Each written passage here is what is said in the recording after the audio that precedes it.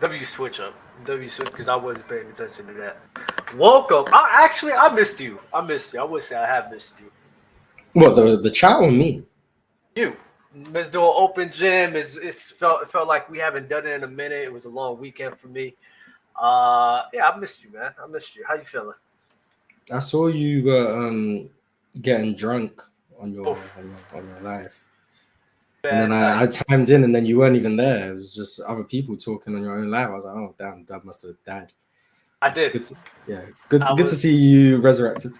word word. I was in the toilet, hugging everything in sight, and just letting it all out, letting it all out. And I actually have a life. Alcohol saved my life this weekend without everyone knowing, and I'm not ready to talk about it now. But in the future, I will let you guys know what happened. But alcohol did save my life this weekend, so some alcohol. It's crazy, crazy ironic, right? Very ironic. But anyways, enough of the chit chat. We are ready to talk about Victor Wembanyama. Victor Wemby and your mama. Nah, he just stopped playing. Spurs said that he can't play no more. Bars, how do you Lo- feel about this? Load management, man. It's the summer league. He just had one good game and said, "All right, you guys have seen enough for me. See you in October." That's basically what it is. They don't want him to get hurt. They're protecting their prized asset. Dub, apparently your mic is terrible. Whoa. Hold up. Hold up. It sounds like it's your computer audio, not your mic. But yeah, Wemby. I mean, I'm not surprised. I didn't expect him to play the whole summer league. I think they would have sat him out after the first game if he played well. Why But he didn't you didn't. tell me anything? Because I was. It wasn't too bad for me. I don't know how bad it I sounded. sound for them. better. Yeah, you It's sound better just now. It this wasn't is too bad. this is my real voice though, Mars. So you can see the difference, and you know the difference. We've been through this, bro. L Mars, Yeah, El L Mars, man. Mars. El Mars. But yeah, Jesus, if Wemby played well again in the first game, I don't think he would have played the second one. I think the only reason he played two is because he played so badly in the first one. You can't shut him down after that. So he had to get his redemption, played well, and now he's done. But if he just played well in that's the first sad. one, That shit is so sad to me, bro. Like you don't know how mad I got when I seen that. I was like, y'all really. I said, this is how nasty the media works. Y'all really gonna sit here and wait for him to have a good game to be like, all right, you're done. Only get to play in the NBA now. That's wild to me, bro. Like that really upset me. And it's like you know what it is for, right, Mars? It's a publicity shit. yeah, people want to see Wemby play well. Now you've seen it. Now you have to wait 3 months to go see it again. Yeah, That's what but it is. they don't want him to be seen playing bad in the summer league too. Because you seen that's another thing that we need to address. Can you guys, this is why I say like y'all really just don't enjoy shit. Can you guys stop overreacting to one single games? As soon as Wemby had a bad game, like y'all ready to just sit here and just like get on this dude's case. Like enjoy the game. We know this life. I keep telling y'all. Just because you're on an NBA level doesn't mean you're or just because you're on this high caliber of a player doesn't mean you're not fucking human. Doesn't mean that anytime you go out there, you're gonna sit here and play like you're Jesus Christ. Like these guys are human beings, bro. Relax. Dub, they're athletes. They aren't human. They Bro, don't have. no, I'm tired of Dub, they this. only exist on the basketball court. The Dub. talent They don't gap in exist the beyond. NBA, the talent in the NBA, especially like even in summer leagues, bro, these are ballers. They play ball for a living. Better ball than we probably will see in our whole entire lifetimes in face to face. Bro, relax. Please. Dub, they're not humans, Dub. They only exist for our entertainment. Like they're just a figment of our own imagination. Like if Steph Curry is not on a basketball court, he doesn't exist. Like right now, Steph Curry's not playing basketball. He doesn't exist. He's not a real person. He only exists when you put him on the basketball court. So Or that's when all his that wife is matters. stripping. yeah, then he's not doing his job there. So that's a whole different topic. But beyond the Whoa, basketball, whoa. That's wild. That's wild to say. That's wild. He's not. What do you want me to say? He's not doing his job. What do you want me to say? He's not doing his job. Clearly, he's not. Clearly, I don't know what to say. Red Pill Mars. Let me get a Red Pill Mars in the chat, bro. Hey, that's now crazy. Me personally, that wouldn't happen. But I mean, we just have a different, level of mental maturity. Damn, Slack J thinks I'm irritating. That's crazy. Thanks, Slack. Did you see that Jason Love added 42 interview? Did you see that? Yeah, where he said, me personally, I wouldn't be able to allow that. You got more mental maturity. Yo, I'm using that. I am using that shit for anytime when I'm in disagreement with somebody. We just don't have the same mental maturity. That's all, brother. So would you not allow that to happen? I would never in my life. I don't care how much money. If that's my girl, like that's my. The thing is, I don't feel too bad for dude because like they're in the porn industry. You feel me? And like he was messing with chicks too. Like they was doing threesomes and stuff. So it's like I don't feel that bad for dude. Like it don't matter to me like that. They're in the porn industry, bro. So why am I going to sit here and be mad or look at him crazy? Like that's their profession. Well, right now it's just some great promotion that they're doing. Bro, they are getting mad publicity. This publicity is insane. But me personally, though, I would never in my life. So and you know insecure. What? That's what it is. You're insecure. You could say that. I don't give a damn. I don't care. I would never do that in my life. Even if the girl, I wouldn't. I actually talked about this last on my channel. Even if my girl was fine with us having threesomes and stuff, right? Like I wouldn't want to do it. But let's say if we're into that realm, she not messing with nobody else. So I don't give a damn. We're about to get open gym cancelled. This has been a crazy start to the episode. I don't care. She not messing with nobody though. She's not. I'm you know me. I'm not doing it. I don't care. Like, what are we doing? What are we talking about? As soon as you hug somebody in the wrong way, you out of here. It's like nah. Let me stop playing.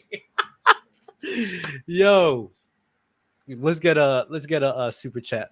What do you think about covering the WNBA playoffs? I watched the LV Las Vegas Aces run last year, and they were amazing, especially Chelsea Gray and Aja Wilson. I think it's Asia Wilson. Asia Wilson. Some people are Spanish, so. Dub, how much do you watch the WNBA? I don't watch it at all. So. Dub, you don't like basketball? Open Life is actually amazing. Hey, this is what the people come for, man. At some point, I'm gonna be honest. We're in the off season of basketball right now. There's not much to talk about. We have to kind of fill these parts up. I'm sorry. We're doing 3 episodes a week of Open Gym. I'm doing 5 episodes a week of the panel. There's not enough basketball to talk about to cover all of that. So might vary a little bit with what we talk about. But in my defense, for the WNBA, they don't even air the games in the UK. Oh, really? So even if I wanted to watch, I'd have to buy WNBA League Pass or something. Yeah. And I'm not doing that. So do you want to watch though? Do you want to watch? If it was accessible for me to watch, I would tune in and see if it's worth my time. But it's not unless it's on some channels that I just don't have access to. Broke life. Maybe. But I just don't, it's not there. So I'm not about to go out my way looking for it. If it's not there for me, it's not there. So I feel you. I'm not watching. Yeah, ESPN's not in the UK. Mohammed. So. What happened today? Because Jay Saucy said, "Yo, what's up, Mars and Dub? Ron is an L host, by the way." I think it's because the panel was an hour shorter than usual. Which I don't know why it's an hour shorter. I know that the PC Unleashed people are going live at like 10 o'clock. But the reason it was an hour shorter is because they were supposed to start up at 10, but they couldn't be able to do that on time. So it had to be an hour shorter. And that reason is so that we can do this an hour earlier so that they have enough time. Because then they have just made Open Gym shorter. They could have just made Open Gym shorter. They could have made Open Gym shorter. That would make more sense, right? The panel brings in more views. Hey! I mean, I don't make the rules up here. I'm not the behind the scenes brain, but like from my perspective, which show really brings in more of an audience? You probably want that one to go longer. Exactly, but hey, I mean, Maybe we need to start being up in PC management, man. Well, I'm kind of a part of it. I'm like on the lower. I'm like on the. You got PC upper room, and then you got PC like management, and I'm just PC employee. Yeah.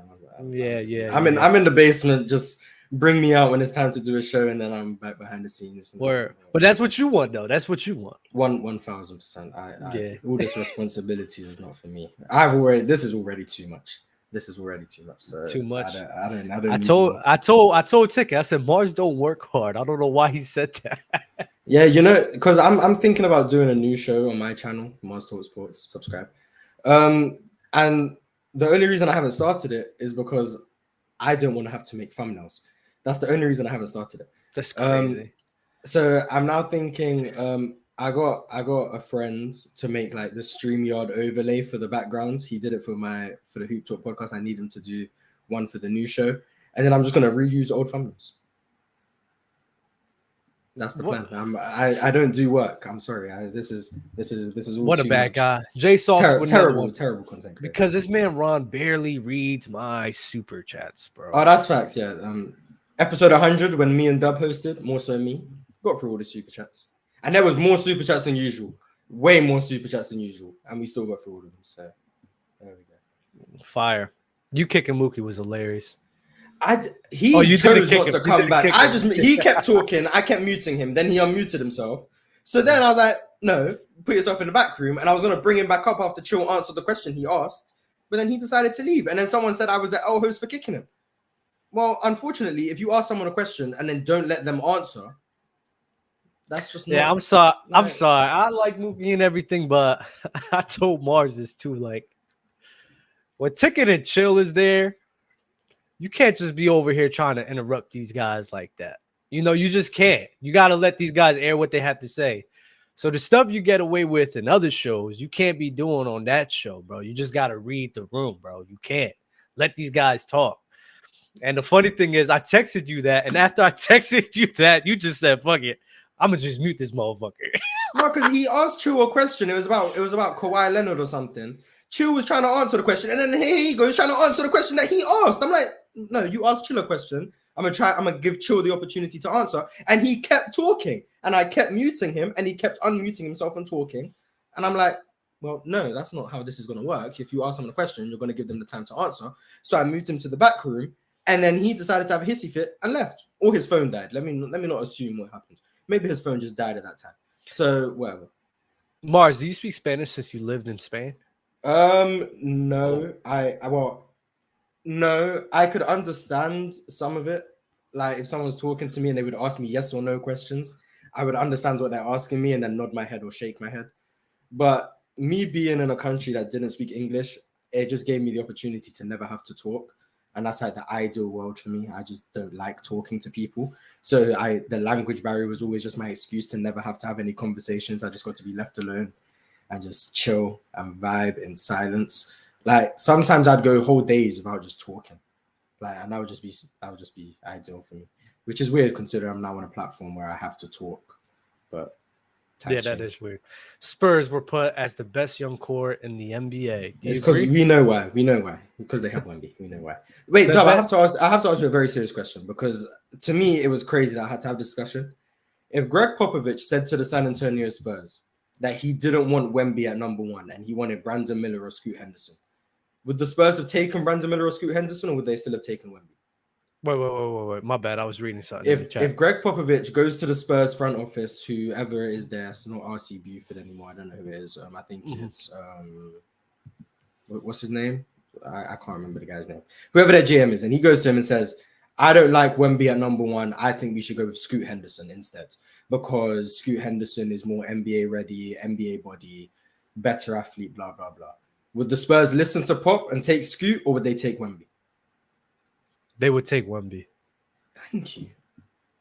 The fact that I had to have a whole discussion about whether or not the Spurs would still take Wemby because Pop said that they wouldn't was ridiculous to me. But who are you arguing with? Chill said they wouldn't take Wemby. Fluent said they wouldn't take Wemby, and Ticket said they wouldn't take Wemby. So the whole of the panel that was actually on the show yesterday were telling me they wouldn't take Wemby. Nah, they would. I don't know what's there to fucking argue. I mean, who cares? I mean, we've seen plenty of times. Even Bill Belichick and his organization of the New England Patriots, where the ownership went against his wishes. It's the same, it's the same concept. Like at the end of the day, you just can't let one man dictate everything. And I agree. And I think the biggest reason is Wemby is one of those prospects you can't pass on like LeBron. So you have to take him number one. However, if the Spurs had the number one pick last year and he said, I like Chet over Paolo, do you think the Spurs would have taken Chet instead of Paolo? Yeah, but that's more reasonable because I think it's not a crazy gap, right? That's the exact same thing I said, but all of a sudden it's no matter what Pop says. If he says I don't like Wemby because Pop's going to give valid reasoning and he has the franchise and he's been there for 27 years, he's been the GM, blah blah blah, they're going to listen to him. Now, to me, no one passes on Wembanyama. That's a prospect you don't pass on. Whether or not that's Gregg Popovich saying, whether or not that's Jerry West saying it, whether or not that's Pat Riley's the GM, so it's different, and Jerry West is also the GM, so it's a bit different. But if they were coaches, teams would still take Wembanyama, right? They would. But that's just a prospect that you just can't take. That's the point. I didn't know that was something that was too much debatable. Because it's too much stock into like. Because this is a hypothetical, so fuck it. I mean, but they're the same ones that saying they hate arguing on hypotheticals, but here they are doing it. It's just like you said, bro. Like a guy and once in a lifetime talent of Victor Wembanyama, regardless of what people are saying, like, all right, he's not NBA ready, bro. That's a gamble. I think you have to lean on. You have to. So it's like you can't sit here and pass up on a guy like that. So I don't even know why they're debating it. Where even though Greg is a great mind. Well, you can't pass up on it. If I have a bet, right, on what's it called? The John Jones versus Kane fight. John Jones is fucking amazing fighter and everything. He fought somebody, but then a professional guy was telling me, yeah, he didn't play too long. He wasn't fighting for too long and everything. He's up in the weight class, so he could lose this fight. Guess what? It's John fucking Jones. I'm not betting against it. Regardless of how good you are making bets, I'm not betting against it. So it's like, it's just, people are weird. People are weird, bro. There's just certain things you just can't bet against. You can't, regardless of what the professional person is probably going to try to tell you. Facts, greatest. Facts. Yes, I'm very bored on the panel only being able to talk to members in the chat. Facts.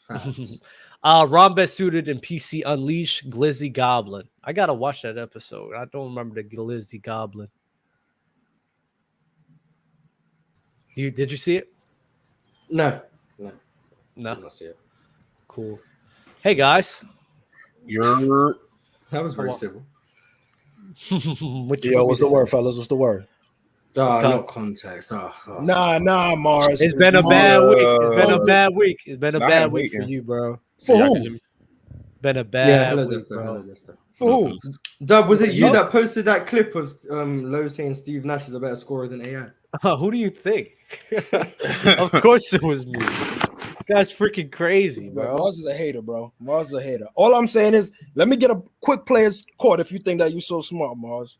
He want his get back. Let's call real quick. Best finisher. What happened? The best finisher between Giannis and Kyrie. You want to do that real quick? We do one minute and a half. I've been waiting on this one. Players. I don't mind. I'll have a discussion. You're entertaining. Right, so you're gonna go Giannis? Yes, I will take Giannis over. Perfect. Who are you taking? I'm taking Kyrie, my brother. Okay. So, how are we gonna decide who wins? Well, obviously I'm gonna win, but how are we gonna decide who wins? We'll vote. There's four people up here, so we'll vote, and if there's tiebreaker, chat votes. Context about to hand me my first. No.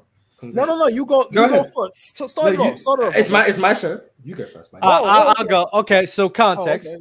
Number one, who do you have? I'll be the host for this. Who do you have? All right, dope. So I'll go with Kyrie as the better finisher.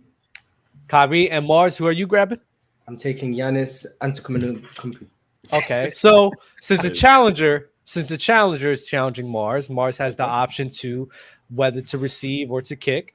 But Mars is crazy. But pause. Hey, it's football. My bad. But to go first or not, Mars is opting for you to go first. So context, you will have how long? 30 seconds or a minute, Mars? How long do you think? Context one is a minute and a half. So if you go in between and say a minute, I don't mind. Or we can give him a minute and a half. I don't. Really No, that's cool. We'll do, all I need is a minute. It's cool. 1 minute. That's probably what Steph says to Aisha. Yo, relax. Mars, relax, Mars. Make your bet. Make your bets now. Make your bets now, chat. Make your bets now, chat. We have Gabe in the chat. He can put in a poll.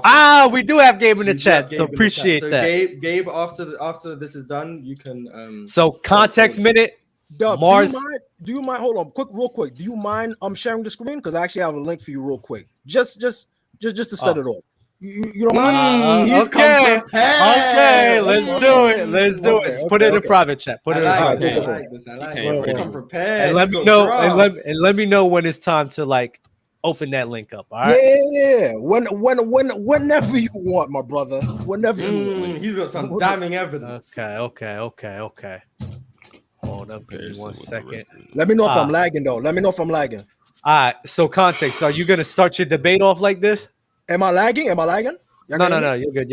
Okay. Are you gonna start your debate off like this? Cool. So all right, hold on. Let me set the ground rules. Okay, cool. Context gets a minute. Mars gets a minute. Then after that, because I'm not trying to make it too long. After that, 2 minutes of rebuttals to each other. All right. Okay. All right. Context, you shall go in 3, 2, 1. All right. So the question is, who is the better finisher, right? And with me, we can play word semantics, and I'll play a little bit of word semantics. So technically, being the more dominant finisher wouldn't necessarily mean that you are the better finisher, right? Putting yourself in position to get easier buckets in the paint, that wouldn't necessarily be credit to your skill level and only solely on you. That's also affected by your teammates, giving you easy passes for the roll, alley-oops, getting putbacks, things of that nature. So I would refer to Kyrie as the better finisher because not only does he get buckets at a high clip, if I'm not mistaken, he's around 60% in the front of the rim, in the center of the rim, and you actually refer to the shot chart that I gave you. He has no weaknesses and no flaws on the floor when it comes to 2-pointers. It's high 50s on both sides, and in the center of the rim, it's also took too long. Got to mute your Mars. It's on you. Dub, can you pull that back up? The thing he brought up. Oh, sure. And you see where it says find players or teams? Oh wait, you're starting now? Yeah. And you see where it says find players or teams in the top right corner? Yeah. Can you just type in Giannis's name, please? I don't know how this works. I'm just gonna. Can we get shooting? Right? It would be shooting. Okay, so you notice how Giannis's percentage at the rim is higher than the one Kyrie has. Kyrie was at 61 and Giannis is at 65. Do we see that? We're talking about finishing, right? So we all saw that Giannis's number is higher. So on the link that Context sent, the evidence would suggest that Giannis is a better finisher. He also gets to the rim more, finishes more often, drives more often as well. So based on this, what he brought up, Giannis is still better than him. Every other zone is not regarding finishing. That's mid-range jump shots, that's floaters, and then now we're extending all the way out towards the three-point line. So they're all irrelevant to the context of finishing. The one that matters for finishing, Giannis shoots a higher percentage on his little link. So thank you for this link that I've never seen before, but it did help my argument. So I do appreciate that. I don't know where he went. Y'all my context. There you go. Oh, okay. There we go. All right, context. Here we go. Are you there? Do I win by default? You may. Context. Hold on. Y'all can hear me? I hear you now. There we go. We hear you. And I don't hear you anymore. Yeah, I'm a little delayed. My fault, fellas. I don't know if I'm going so crazy that the Wi-Fi's going crazy. That's I'm very good. coincidental. Am I delayed? Let me know if I'm delayed, fellas. Nah, you hear, bro. Well, we hear you, but I don't know when you hear us. Do you hear me? Damn, I feel like I'm delayed. Yeah, you are delayed. You are delayed. I feel like I'm delayed while I was about to cook. You see what's going on? Mars is sabotaging me, fellas. Mars is sabotaging me. You don't Okay, know. yeah, it's coming in and out. Give me a second. Let me try to jump back in. Give me 1 second, fellas. Let me just try to jump back in real quick. The chat man, he cooked. Dang. I mean, I That's tough. I think I made a pretty solid argument. Hold up. We'll stall for time. We'll answer super chat. With the hype around Braun coming out of high school, would he have gotten the keys to the Lakers in '96? Yes, I know he wouldn't have gone 13th, but let's say he does. What? Shaq was there, so I don't think so. If he going 13th, then He don't. I don't think he gets the keys as much as Cleveland. Mainly because they had all-star guards right there with him, and I forget who the coach was at the time, but the coach was at the time, he had a problem with just giving the keys to a guy straight out of high school. So that's why. And not to mention, like, they already had Shaq, so it's like, yeah, Shaq was there, so they're not giving LeBron the keys at all. Salute, dude. Hey, Dub, I want to get into what you said earlier about the whole Popovich situation. I don't know if I'm one of the few people that agree with Chilltown and them, but I feel like Hold on. I think context is back. Context, you there? Yeah, I'm good. You're good. Okay. It's my mic. All right, the levels is good. All right, say less. Okay. All right, Mars, are you here? Where are you? Oh, there we go. I'm listening. All right, I'm gonna start it up. Y'all ready? Okay. 3, 2, 1, go. All right, so it's back on me, right? All right, so cool. The like I was saying again, the word semantic of better finisher, right? This necessarily, if you are a more dominant and more physical presence, I can understand how people could get confused with that. But if we're talking about better finisher, I'm gonna include the skill level, the amount, the volume, the efficiency, the accuracy, and also degree of difficulty. Like I said, the degree of difficulty for Giannis versus Kyrie is a little bit different because he has a little bit more health while Kyrie is getting his buckets straight off his arm. There's a lot of alley-oops that Giannis gets, which adds to his finishing, which is doesn't take away from his athleticism. However, he's going against smaller guys at the 4 and the 5. And if you look at the numbers, the volume as well as the accuracy is very, very high. I don't know if Dub has the chart and was able to show anybody, but you can actually scroll down and have it on the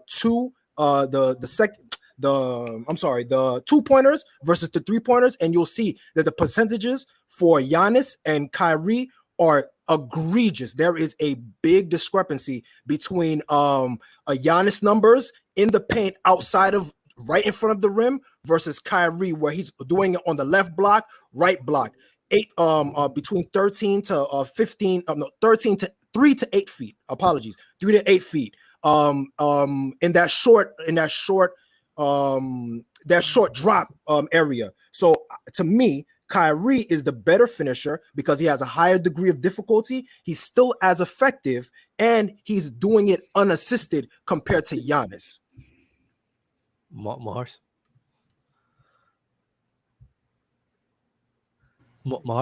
He's cooked.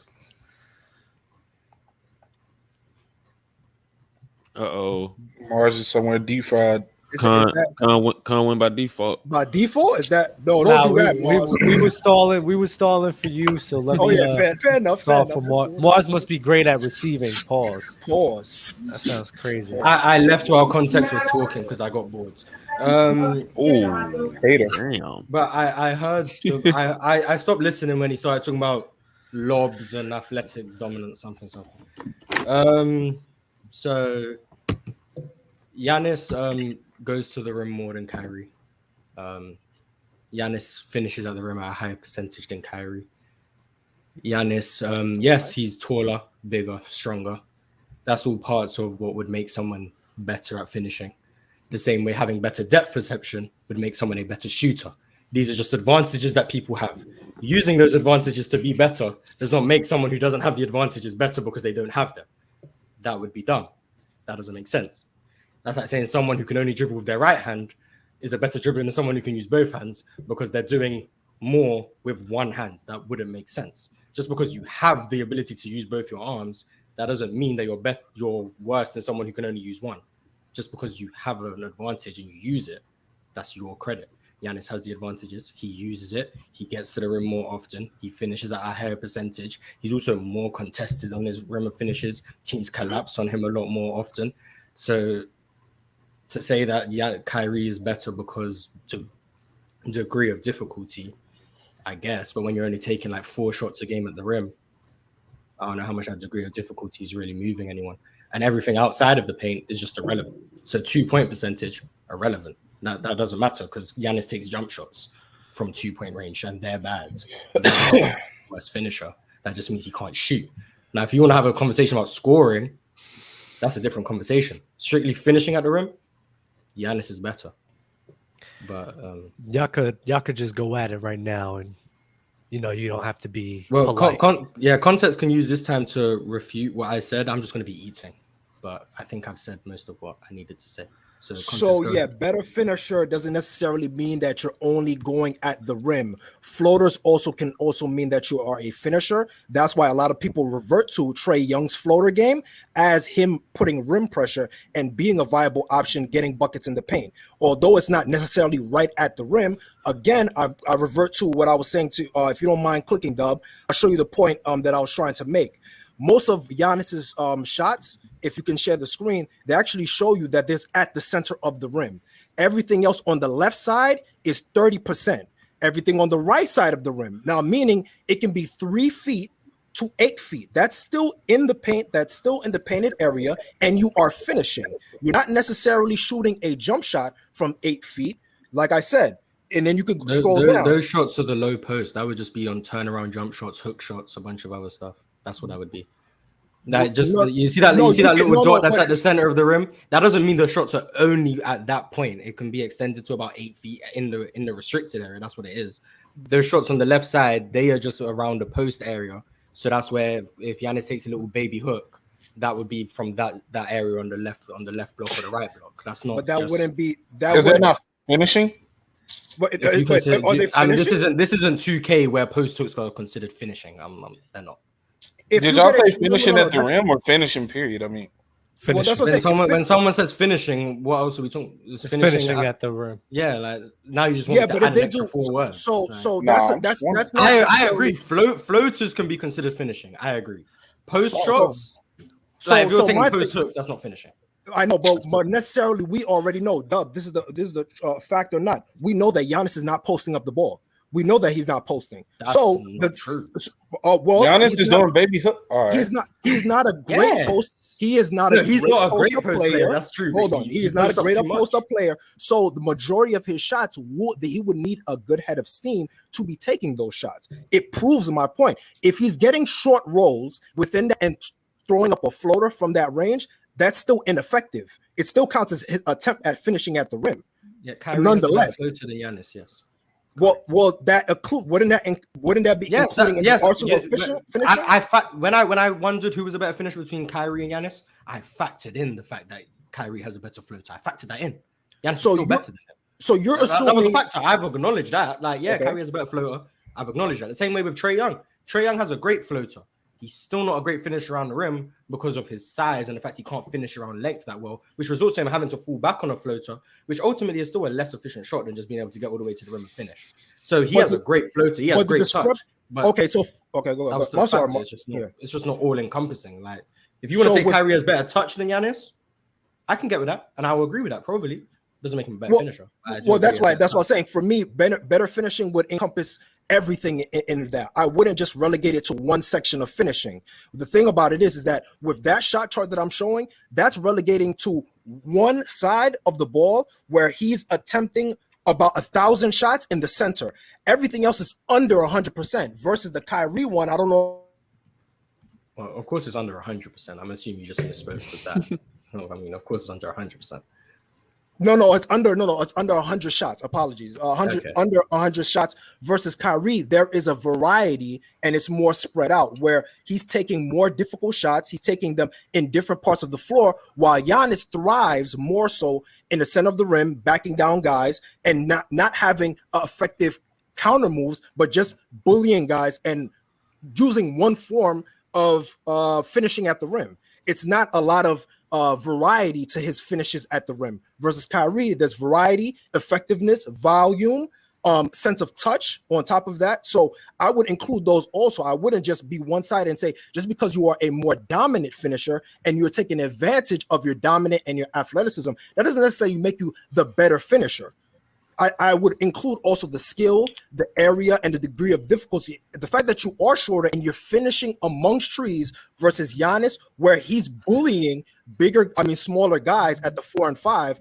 I'm gonna give that's more impressive that a 6'2" guy is going amongst the trees, having the same amount of effective field goal percentage at a high clip, the same way that Giannis, while Giannis is going against smaller guys, he's supposed to do that. He's supposed to dominate the guys if they're physically smaller than them and they don't have that much athleticism at that. While Kyrie doesn't have the same athleticism, but he's still as effective. So that attests to his skill and his sense of touch, which I rate over Giannis, which I include into finishing. I'm going to put more value in your sense of touch because your touch is going to affect your accuracy around the rim.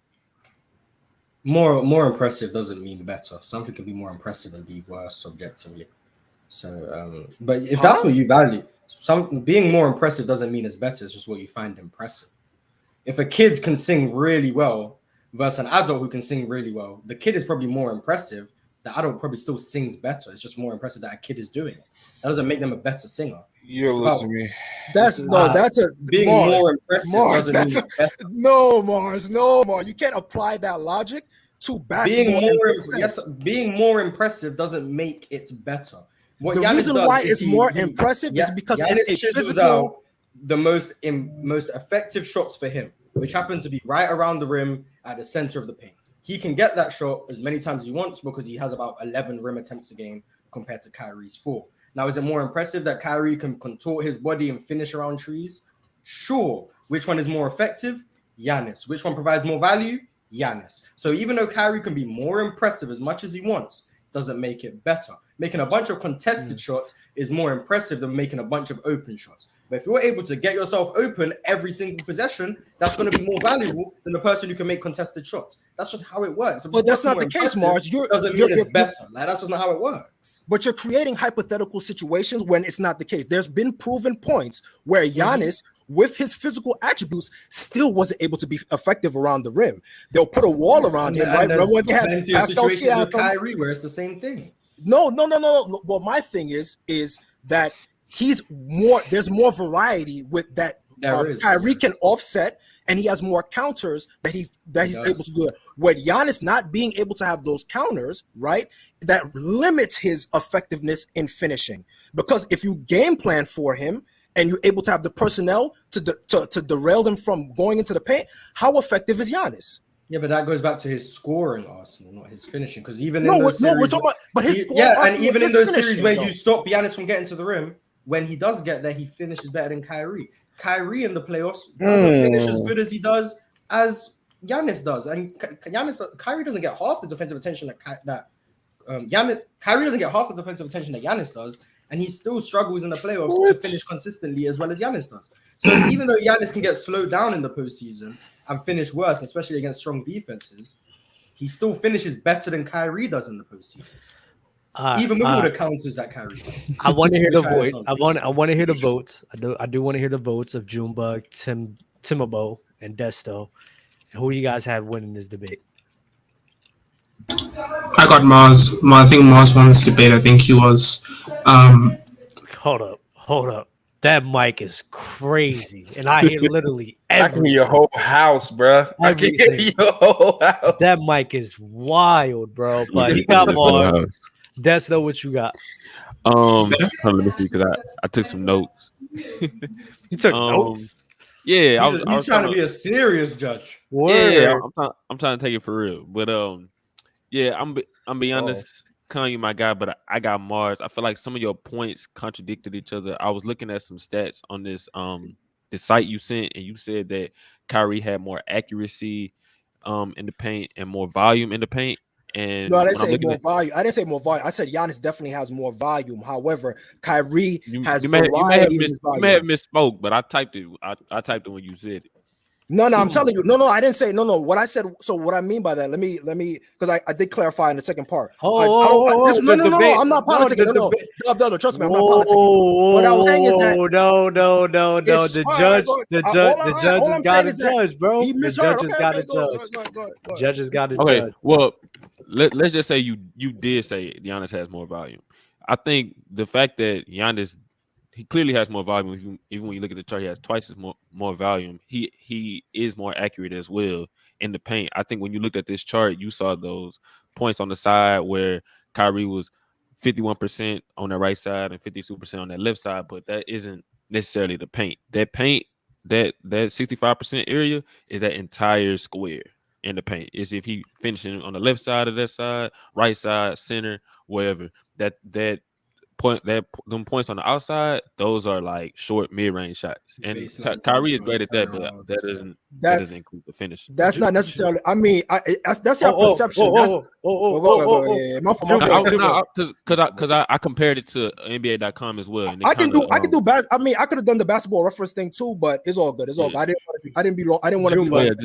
Some of the like statistics just didn't like. So you got Mars, that's though, right? Yeah, I got Mars. Junebug, what you got? I'm not gonna lie, I got context, bro. Context made a lot of sense, even though we don't like to gauge it because of like I understand what y'all saying. You can't control your height, but I feel like what context was saying about Kyrie being the size he is and the ability to finish around the rim. I disagree with some people in the comments because I do feel like floaters as well as post hooks should count as well in finishing if we're talking about finishing, but I can't really gauge those side percentages because you don't know the shot attempts that they're making. It could be a post hook, could be a mid range, could be all types of things. But I feel like the difficulty of Kyrie Irving shots, I feel like those should count more than, even though I feel like it's just better to scheme against Giannis when it comes to those post plays. Even though he does play, like I understand what both of them were saying from both sides. I get what Mars was talking about at the same time, but I just agree with Context's point. All right, so I guess I have to vote now because if it could be a tie. Context, it goes to a tiebreaker. Then we get the chat. Yeah, I don't feel like. Yeah, let the chat. Yo, Gabe, put a poll in the chat. I'm gonna vote for context. I want the chat to vote. There we go. Let me know who won. Chat, let me know who won. Does finish it long over 2-3? Yo, someone said Junebug meat rider right now. Does finish long over 2 to 3 defenders matter? Does finish long over 2 to 3 defenders? I'm guessing he's saying does finishing over 2 or 3 defenders, is that better? I mean, finishing in the rim whether or not you're open or you make a layup over 16. I think that this goes back to your. Hold on, is my mic okay? Point about okay right now? Difficulty. I think it's only okay. Nah, it's not. It's not. Sorry, bro. Sorry.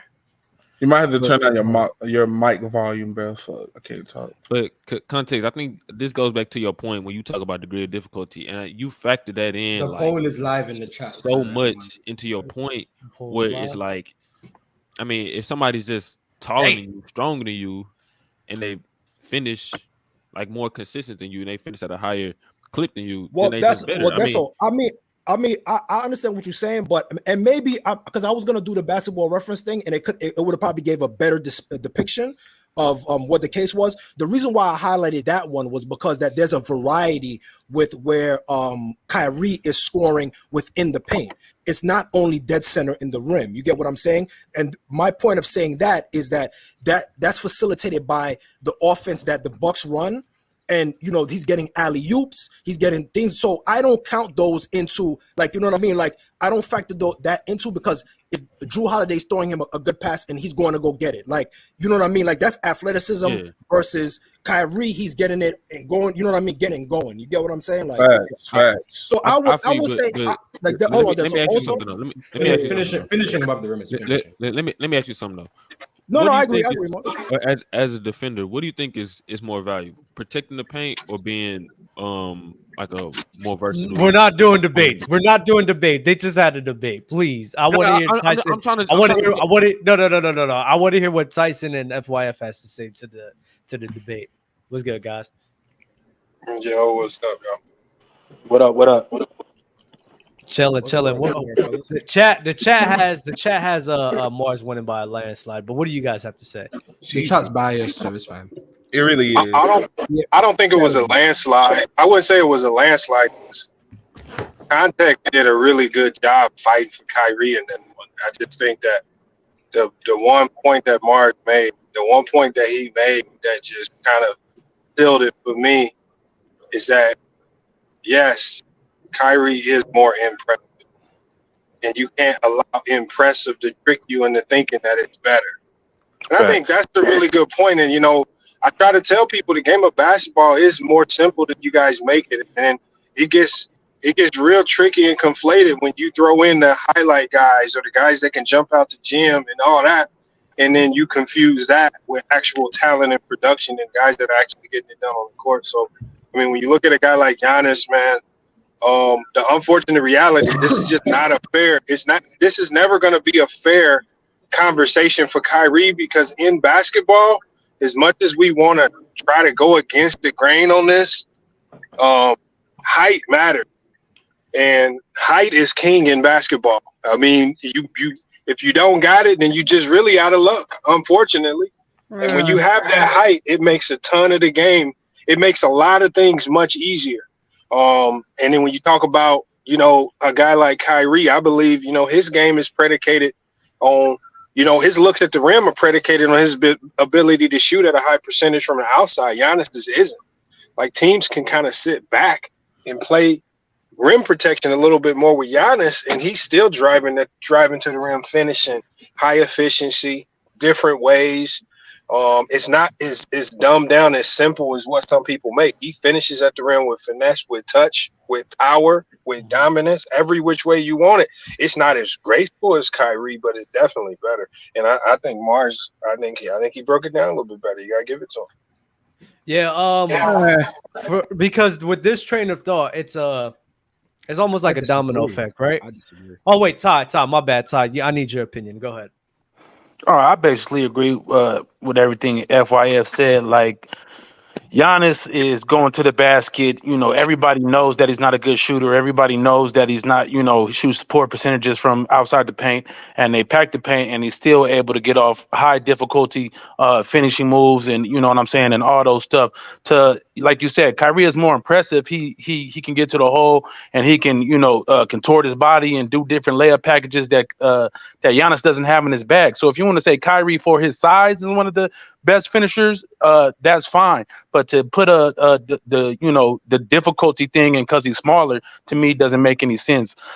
Usually smaller players are more coordinated, do have more dexterity in those things. So are we giving Giannis pass because he's taller and can you know what I'm saying? You could do that thing. Like, smaller are better ball handlers, better getting to the paint, more dexterity usually, and more coordination than taller players. Because as you get taller, you lose coordination, throughout NBA history. So, is that a knock on Giannis, or do we give him more points because he's tall? You know what I'm saying? So we can do that with all type of players and say because of this disadvantage they're better. That doesn't make much sense to me. The bottom line is he shoots more volume and he shoots at a higher clip than Kyrie. And at the end of the day, that's the bottom line. You know what I mean? There's really no debate beyond that. Is that he shoots a higher volume against tough defense, and it translates to the playoffs. Obviously, he does have some weaknesses, deficiencies, obviously, but at finishing, he's just better. Period.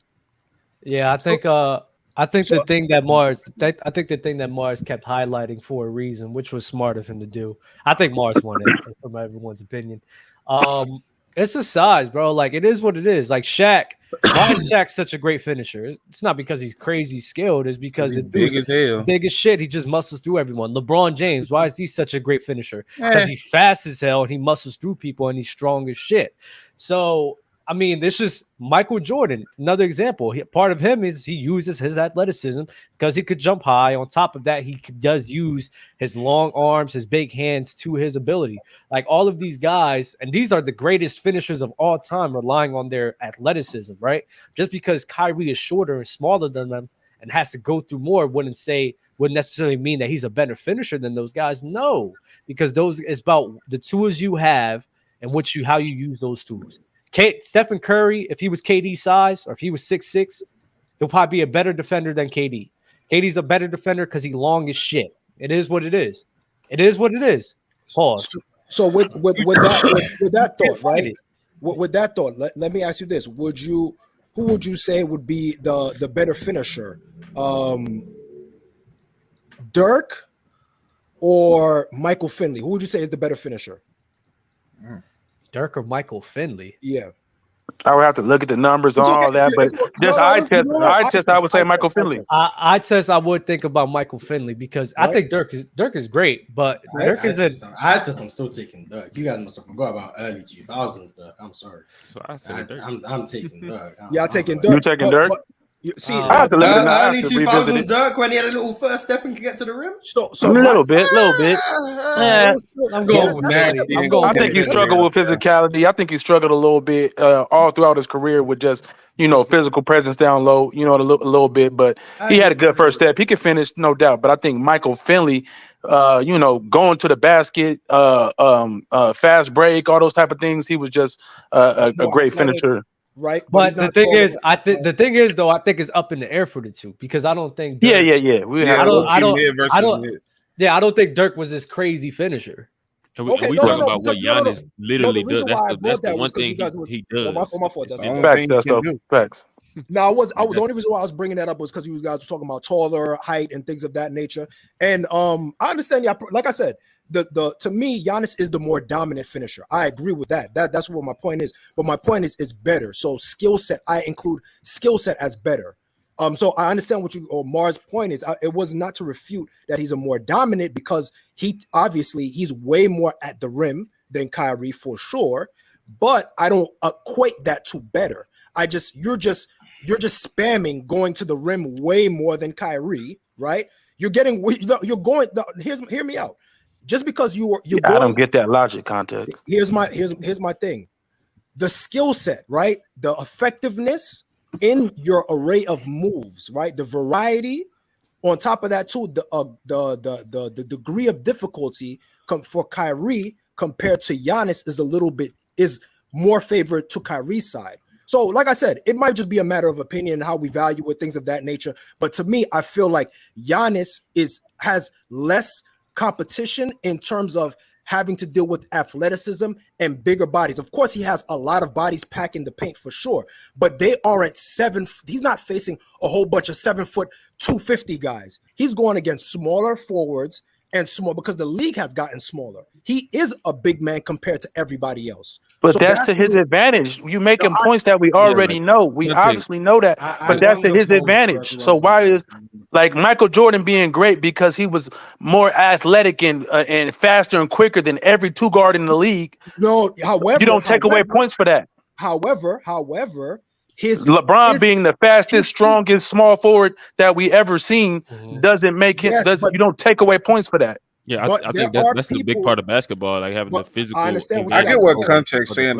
But my thing is, there's a disparity. That you guys are confusing Jordan. Yes, Jordan was the most athletic during his time. However, there were guys that were athletic with him as well. It wasn't like he was athletic and nobody else was athletic. Penny Hardaway was athletic. Mitch Richmond was athletic. Kevin Johnson was athletic. Right. Hold on. I got you.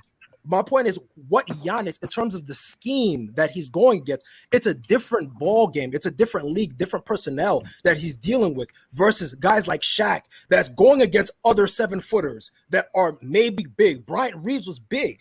Greg Ostertag was big. Like Hakeem Olajuwon was big. Like, so he was going against Patrick Ewing was big. Zoe was big. So that's why But Shaq is bigger and stronger. Yes, I understand, but the disparity isn't that much compared to what Giannis is dealing with. The disparity that Giannis has with against his counterparts is completely different from Shaq. Shaq has more closer to his disparity. He was going against the big the golden era of big men. So the competition is closer in terms of physicality versus Giannis. Giannis dealing with the physicality right now is not the same what Shaq was dealing with. We can't confuse the two and say that it's the same idea. That's why I said when you guys use better, faster, stronger is the measuring stick. Sometimes it is circumstantial. So Giannis in the finals against Phoenix going against a rim guy in DeAndre Ayton who's 7 feet. Huh? No, I'm just saying he's talking about height and size. That's what we're talking about, right? DeAndre Ayton is not DeAndre Ayton food, though. He's food. That's fine. The guys that Shaq was playing was food, but you made the argument of size and height. Hold on. I'm not gonna lie, Mars. I think Michael Finley might be a better finisher. Who is going against more food? You're saying the size is a difference I was just maker. double checking some numbers, bro. I was like, dang. Michael Finley was a hell of a finisher. So Yeah. That's why I said Michael. I said Michael Finley. Yeah. But you're making an argument of size and height when Giannis is going against 7-foot guys in the paint and he's still destroying them. So what is your point? DeAndre Ayton is not a. I'm not saying he's good, bro. That's not the argument. Your argument was size and height. No, he said the counterparts, like the people that he has to go up against defensively. Right, and when I talked about how Giannis had a great finals against size and height. But Tyson, you're using one sample size, my brother. That's my point. My point is that Giannis. Hear me out. Giannis has a smaller sample size of guys that can match his physicality versus Shaq. Shaq has a larger. But they couldn't though. Obviously, they couldn't match his physicality. But we're talking about in the sense of we're not Shaq. You're just talking about size and height. That's my point. But Shaq in Orlando. But they couldn't match his physicality. Size. But Shaq still had the same physicality, but he didn't have the same weight. Did he? Did he have the same weight? Who? Shaq in Orlando. Did he have the same weight? What do you mean? What? If not in 01. Not in 01, no. That's what I'm saying. Like he wasn't the same physical player. He was physical. Shaq was physical. But Shaq was when he got bigger on the Lakers and he was going against lesser talent in terms of the center position, that's when we saw his domination take another step. But when he was going against guys like Hakeem, right, his physicality, although it was still there, that was still neutralizing him to a certain extent. Because of what? Why were they neutralizing him? Because it's Hakeem. Because it's Hakeem. Yeah, I'm asking. Yeah, Shaq was still the heaviest guy in the league in Orlando. Right. I mean, I don't get what Mars. Hakeem was like 6'10" to. I'm about to say Hakeem was way smaller than Shaq. He was just skilled. But what happened was that they were neutralizing. Because they double teamed him. The domination was felt different. The domination because they double teamed him every time he got the ball to keep him from. Then you're using one sample size again. But they're not like you said. I did. They're not double teaming Giannis. They're not double teaming Giannis. They are. What's the fair point? I don't understand. And he's still finishing. And he's still finishing. But wait. Talk about. Why are you bringing? I don't up get this Shaq? argument. Why are you bringing up Shaq and Giannis and this Kyrie? So no, the reason why I'm bringing up is the point I'm trying to make is that Giannis, in terms of physicality, in terms of the athletes that he's going against, in terms of size and mass, he's not dealing with the same size and mass on a consistent basis compared to where that Shaq was. No one's comparing Shaq and Giannis. And Giannis is not as big as Shaq. We're comparing Kyrie. I'm not using that. What I'm saying is, here's what I'm saying. What I'm saying is that it's meant to be a 10-minute segment. Giannis, right? The thing of what I'm saying is that Giannis has less competition in the physicality department to measure his finishing the same way that we measure Shaq's finishing and dominance. That's why I say the degree of difficulty for Kyrie is impressive because Giannis doesn't have to go through the same physicality that Shaq had to go through.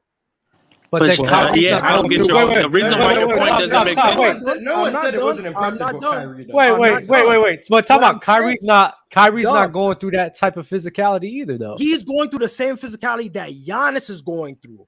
And the fact that he's finishing better. That's what I'm saying. That's what I'm saying. That's not even. No, that's why I'm emphasizing Wait, stop. Wait, no, stop. There's no reason. There is zero reason to bring up Shaq and what he's going through and then Giannis, what he's going through. When we're comparing Giannis and Kyrie, they're going through the same shit. This is the physicality.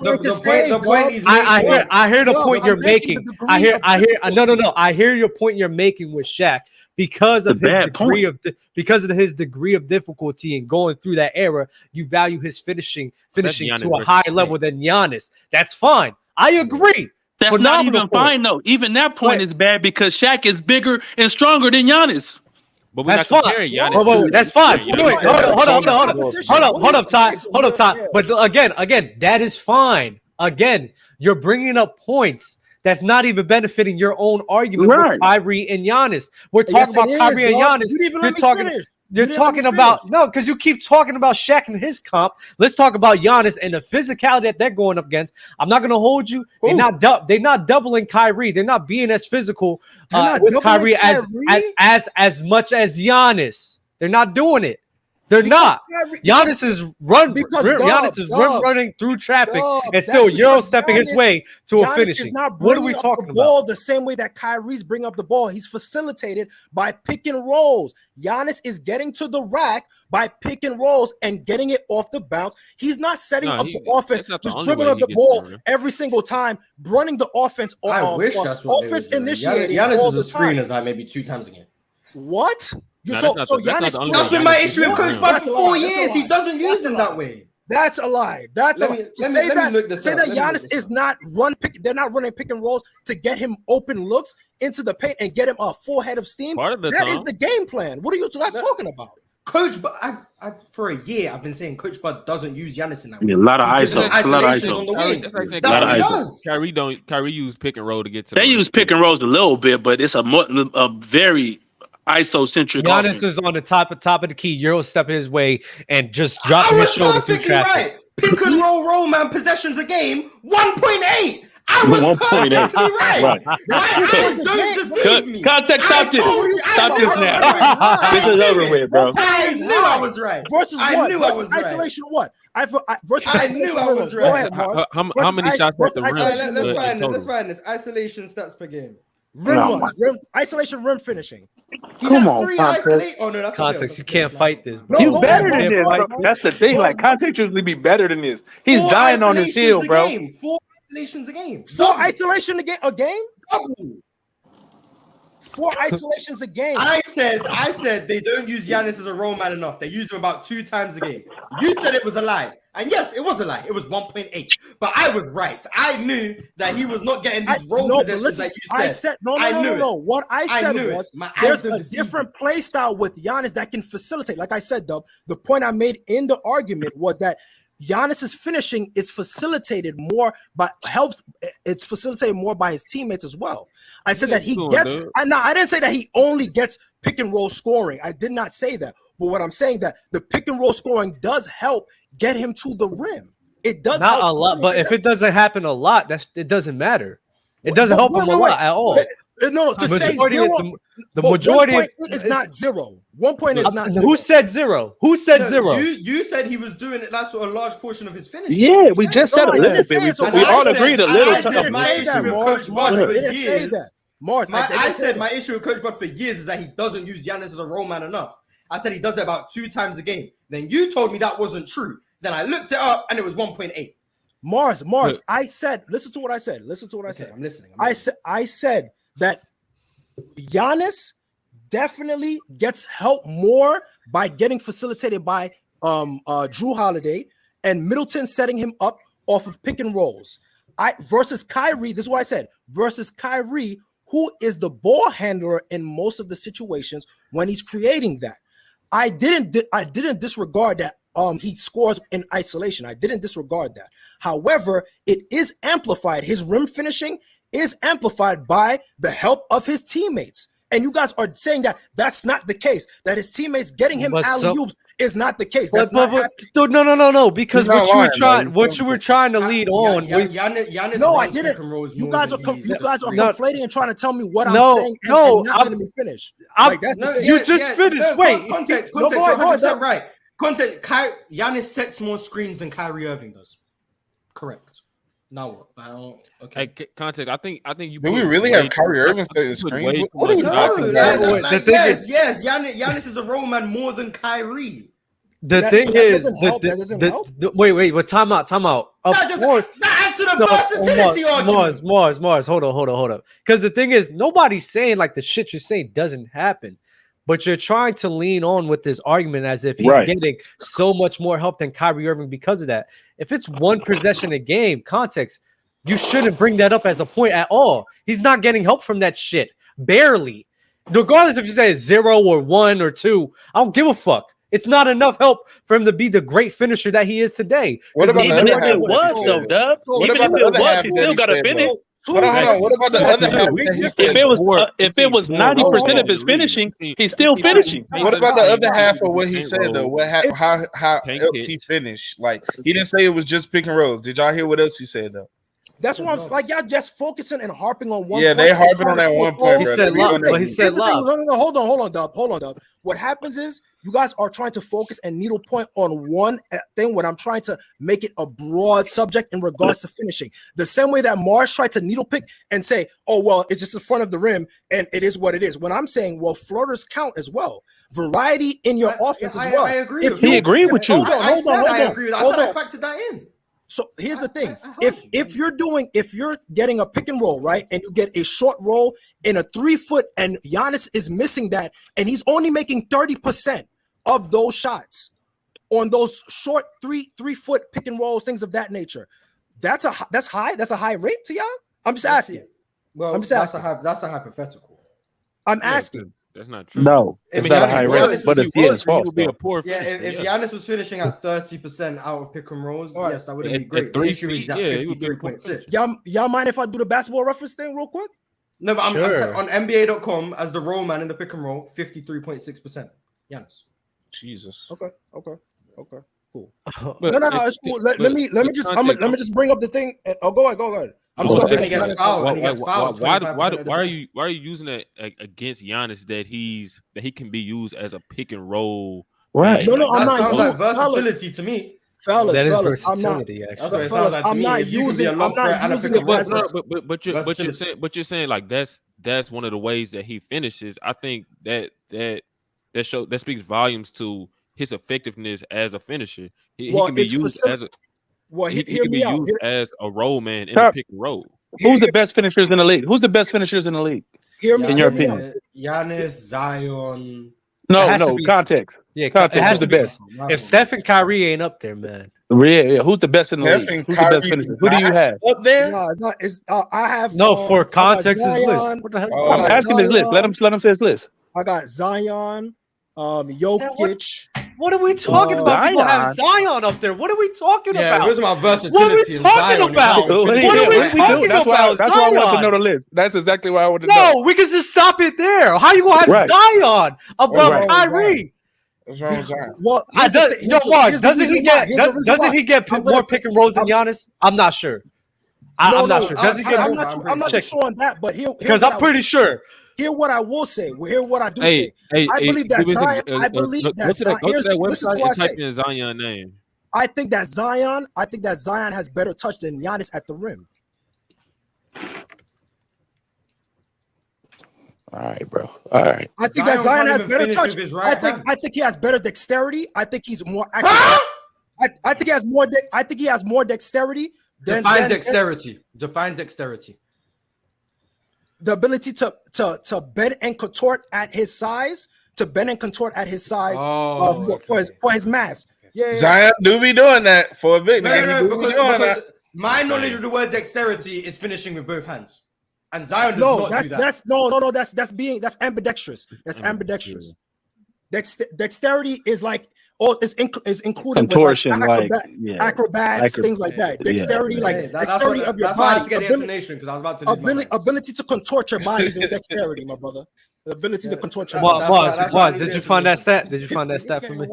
No, Zion didn't qualify because he only played like 20 games. Get the fuck out. But Let me you realize look on that site you sent, Kyrie technically, I mean, at least from the size, he has better numbers than Zion. Yeah, but like I And said, Zion Zion hear uses what I his said. size. Zion uses his size more than Listen to what I was Zion saying. uses his Zion uses his size just as much Yeah, as and Giannis. athleticism, right? And right. athleticism and his jumping ability and as a lob threat. What the fuck? The shit I you're didn't even criticizing finish. Giannis I of. didn't even wait. But I didn't finish. I didn't say that Zion. You asked me who's my top finishers. I didn't even finish my list, and y'all just cutting me off. At Go Zion. ahead. You said it's Go ahead. Zion's over Kyrie. And he didn't even say How- Zion was one. He just put his. I didn't even name say on Zion was one. You just asked me Oh, no, questions. you Like, said I didn't Okay, Zion. go ahead. I- Who's the I best? assumed- Who's the I best? assumed he was one. My fault. You said Give me a top 5 context. I don't like I said, I don't rank them because I think it's different in schematics. Like I think the way that they play basketball is hard to rank the top finishers accurately because I think it's in team defense affects that. And some players they take the shot that was given to them. Kyrie's one of those guys where he just takes whatever shot is given to him. He's dictated by the defense. He doesn't overthink. Like you guys said, he'll take that floater instead of forcing it into the rim. You get what I'm saying? So that's what I'm saying. Like to me, there is a variety within his finishing pocket that versus Giannis. Giannis doesn't have variety in his finishing bag. That's what I'm saying, and that's what I'm putting more of my stock into: the degree of difficulty and the variety and the touch. That's what I'm putting my stock into, not the dominance. Not the dominance. I might misquote something, but I seen something that said it was like Bruce Lee. He said he feared a man that practiced 1 kick 1,000 times, then practice 1,000 different kicks. Bruce Lee said he's afraid of a man who he said he is afraid. He's more afraid of a man who practiced 1 kick 1,000 times than a man who practiced 1,000 moves one time. Exactly. Right. And Giannis, even though Giannis got that one, he have that 1 Euro step. If that's the only thing you can't stop this shit. You can't stop it, right? I hate that argument. That's a terrible argument because to me, I hate it so much. To be on the floor, the more tools in your toolbox makes you a more viable option as a basketball player. That's what I'm about. Theoretically, that's true. Theoretically, if you have more in your arsenal, that's true. Kyrie and Giannis, why is Giannis still more effective in the postseason as a scorer than Kyrie? Right. Why? Even though Kyrie has all these tools, theoretically Kyrie should be more effective, but he's not. Why is that?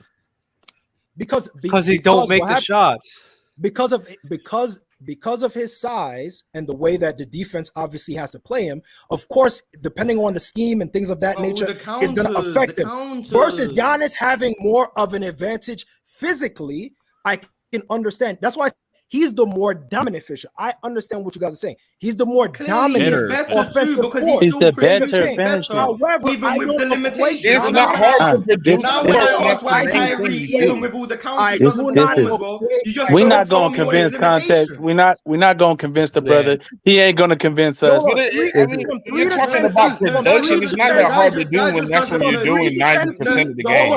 The whole issue I'm having right now is when it comes to Giannis, we are able to point out his limitations. He doesn't have as many counters as Kyrie. He can't finish in as many ways as Kyrie. It will be easier for a team to game plan against him than Kyrie. But then when I ask why Kyrie is still worse in the postseason, it's because of all the limitations he has, but we're giving him that as an excuse. But when it's Giannis, he's worse than Kyrie because of the limitations. But when it's Kyrie's limitations, it's because he's making do with all the limitations. He's doing better than Giannis. That doesn't make sense. You're giving Kyrie credit for limitations and then moving Giannis down for having limitations. That's hypocritical.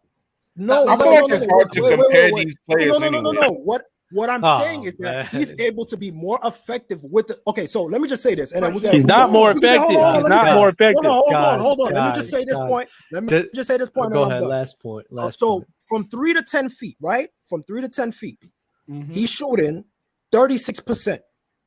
That's Giannis, effective field goal thing is 36%. On top of that, too, he's getting assisted within that range about 50% of the time. At the rim, he's getting assisted about 42% of the time. That's close to half of the time that you have a possession. He's getting assisted on that. So he's getting help in the facilitation of that finishing. It's not him going all the way and just creating the shot and then finishing at the rim. That's why I'm putting more value that Kyrie is not only creating the shot, he's also finishing as well. That's what I'm equating that to as well. And the numbers don't lie. That's all I'm saying. He's shooting from 3 to 10. Kyrie's No, he a said that was it and move on. We're done. Contest his last point. Cool. Kyrie's a better finisher than Shaq, man. He is. Salute to you guys. I gotta rotate the guests, bro. Y'all be safe, man. Salute, salute, Mark. Salute. Ty, I'm gonna leave you up here because you said came. Kyrie is a better finisher than Shaq. It's wild. It's wild, bro. He is, man. The dribble penetration is moving me. By context logic, look at that. By context logic, right. Kyrie better finisher than Shaq. That's crazy. I didn't even see that. Drink more water. Giannis is 71.5%. 5 free throws. 5 feet and in. 5 feet and in. Versus 65% for Kyrie. That's all you need to know. Giannis peaked at 79% in 2021, which is great. Giannis has doubled more too. Drink more water again. I think Drink more water is a Bucks fan. And was considered the next David Robinson during that playoff run in 2021 before the finals. Now he's a scrub after the fact. Revisionist history. He's got a lot of praise for that Clippers series. I remember he made that 1 game winner in like game 4. Right. Context, move on, bro. This argument is pointless. PC open cookout. Context getting barbecued. If context matters, why don't you consider the spacing that each player has on their team? Nobody's stopping Giannis with KD, Braun, Luka, JT, James Harden. Man, you better than this context. Take the L. Mars won from NG. I did win on the poll. It was like 79%. Context brings up good points a lot of times. I don't know why he's dying on this. Like he he values versatility very highly. My whole thing is you could just be consistent. Versatility. We got to bring up production at the end of the day, man. You know when the numbers don't lie. I don't understand. I agree. Versatility theoretically would make it harder for teams to game plan against you in the postseason. Sure. That doesn't pertain to Kyrie because Kyrie Irving doesn't perform better in the postseason than one-dimensional Giannis. Right. And you're not accounting for teammates. Like, when you game plan for these guys, it takes 2 and 3 guys to stop these guys. So it gets your teammates open for them. Now, if they're not making shots and you're not winning, that's one thing. But just because your game plan involves 2 or 3 people. You know what I'm saying? Like last year, Boston's game plan was put 2 or 3 people on KD, not Kyrie. Right. And Giannis is still a better finisher than Kyrie, even in a series where he's not getting not as much attention as a guy like Giannis gets. In the same team against Boston, where Giannis was getting all that attention. My whole thing is like, and actually I was actually editing clip and you was talking about ball don't stop, and you know how he's a hezzy twin guy. I'm fine with you being a part of that culture. I'm fine with you embracing it with everyone though, bro. Like, come on, let's not just stop. So if you want to be a part of the hezzy tween culture and like the bag talk, like you gotta embrace it fully, bro, not just parts of it. That's why I just don't like, because I get the concept, I get the idea. I get it. I'm just not a fan of dismissing physical advantages. Right. I just don't like that. It just reeks of jealousy to me. Like you sound like you're just jealous that he's bigger, taller, and stronger. Like, I'm sorry, but those are the things that help make him better. It's an advantage he has. And if he didn't use it, that would be done. Like, KD is one of the greatest mid-range shooters because he can shoot over everyone. If he was 6'3", he couldn't do that. Am I going to say he's not that good of a shooter? Like, right. No, that wouldn't make sense. They're layups. Facts. Layups. Yeah, I guess we got to put him in the best finisher conversation too. Word. Nah, hey, Gerald. What's up, Gerald? The moment he how are you? I saw Gerald leave a comment saying that he doesn't listen to me because I said LeBron's longevity. You hear me? I hear you. You hear us? All right, cool. Yeah, I hear you guys. Oh, he's on time too. Let's go. Where? But did you guys have anything to say about the last topic? Because I don't know what to say about. I don't know how to move on. It hurt my brain. Yeah. Well, how did this turn to Jello? Here's one. We don't have to talk about it again, but here's one we could probably spark up. 2012 Heat versus over 2017 Golden State Warriors was one of the worst PC takes. Yeah, that was terrible. That was a bad take. That's the 2017 Warriors. And then people called me a hater for saying that the Warriors win in 4 or 5. I know why, Mars? You want to know why, Mars? It's because Chilltown said the Heat will win, bro. You know this. What was that? That was on TikTok? They were calling you a hater? Because Chill said they will win. Take, blah, blah, blah. Yep. If Chill said the Warriors in 4, they'll be like, oh, yeah, Mars is spitting. But since Chill said the Heat was going to win, Hey, bro, it must be I don't facts. know what the hell Chill was thinking there, man. Seriously. Good lord. No, yes. They still on the damn line. Mars hit it on the head saying that the Warriors. It's because didn't do Miami, they have everything he that did dog better. culture, you know? That dog. Yeah, Yeah. that's true. Heat culture. The Heat just do Yo, what Golden Golden State State do, win. but worse. Like, I don't... No. LeBron Yeah, Miami would probably get like one game or two, but They get one, maybe. yeah. Showtime got the most holes out of anyone on PC for sure. You go on those TikTok comments, that's all you'll see. Nothing but hoes all around there. Spewing Chilltown's name, man. It's like, now let me not be a hater. Let me not be a hater. No, they do love Chill on TikTok, but they really do. It's crazy. You know what? I seen a comment. I actually seen a comment where they said, "Oh yeah, we just agree with him because he usually right and everything." And then in my head, I'm like, video you made on your TikTok. yeah. And then in my head, I was like, so just because he's right majority of times, when he's wrong, you're still gonna agree with him? I don't get that. What are we talking about? Hey, Dub. The reason why I think Chill was wrong though was because the Heat lost 6 games on the way to the finals.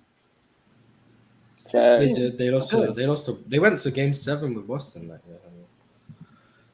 They did. Respectfully, the 2017 Warriors are not going Game 7 with Boston. But. The Warriors lost 1 game. They lost 1 thing. They hit 1. Mm-hmm. Yeah. And they were struggling against the Spurs. Like it came down to a Ray Allen shot to save them. No, that was the year they played 2012. OKC. They played OKC. Yeah, they played OKC. Casual. But even then, in 2012, 2012, my bad. even then in 2012, they were like less mature. Wait, when did they break the That was a lockout season. That was a lockout season, Dub. Yeah, when did they have the 27 game? Because I think the best Heat was when they had the 27 game winning streak. That was 2013, right? Yeah, I think that Heat was for sure their best year. I thought that was their best year. So it was, but the super chat was about 2012 because it was about LeBron going against KD in 2012 versus LeBron and KD in 2017. That's why the super chat was about 2012. Yeah, that makes sense. That makes sense. That Golden State Warriors team. KD will cook that Heat team again. Oh yeah, like it would be disgusting. You think Shane Battier wants to see 2017 KD with that? Hell no. Nah. And what Steph would do to Mario Chalmers? Yeah, the worst part is on that TikTok. Someone in the comments said 2012 LeBron would lock up KD. He wouldn't. He think he would lock him up in real time. And I was like, he didn't even guard 2012 KD. Like, what are you talking about?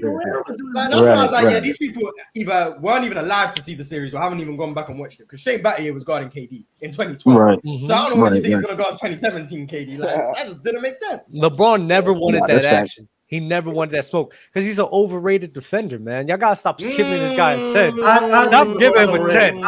I'm fine with giving him a 9. You giving this guy 10, generational defender. You're not a generational defender if you duck and smoke, bro. I'm sorry. You're not. You're not. Not to me. That's right. That ain't my goat, man. Get the fuck Bill out Russell of here. never ducked the smoke defensively. He had no choice. He had no choice. Yeah, crazy, man. No, but Ty, seriously, like, how can we say a guy is a 10 and he won't even guard the best guys? Well, I understand what you're saying. I understand what you're saying, but Giannis is like we're talking. What was best for the team? What was best for the team at that point, though? Him trying to lock up KD or him being a roamer with all that action that Golden State runs? I don't know. There was one game where LeBron tried to take the challenge on KD. I think it was because Serge Ibaka said that LeBron didn't want to. Yes, LeBron, man, he should be. So he was getting cooked. Yeah. No, he can't guard KD 1-on-1. I'm not making that argument, but it's not too many players that. But Todd, they weren't not having him there because they thought he was more valuable doing other things. They just knew he wasn't capable of guarding him. So it was like, screw that. I know you're not capable of guarding him. You don't know that. You don't know that. No, he wasn't, Ty. I'm not saying he was capable of guarding them, but you saying that they didn't want him in a certain scheme is a different story. But I agree with you. I agree that he can't lock up KD 1-on-1. I agree with that. Like, think about it. Like, if me and you playing together, right? Let's say me and you, Mars on the team. If me and you, Mars on the team, I'm a coach, right? I know you are best defender, best on-ball defender, and Mars is pretty good. He's our Shane Battier. I know you can't guard KD. I know he can't guard KD. Right. I know you're a better roamer. So fuck it. even y'all both not guarding his ass because you're gonna get Right, cooked. I'm that's gonna my just have point. I'm gonna just have Shane on him. I'm gonna have Shane on him and let LeBron roam That's because that's my point. yeah, because y'all because both of y'all are incapable of defending him. That's I agree with that. I agree with that. I agree with that. I'm just saying he's more valuable to me.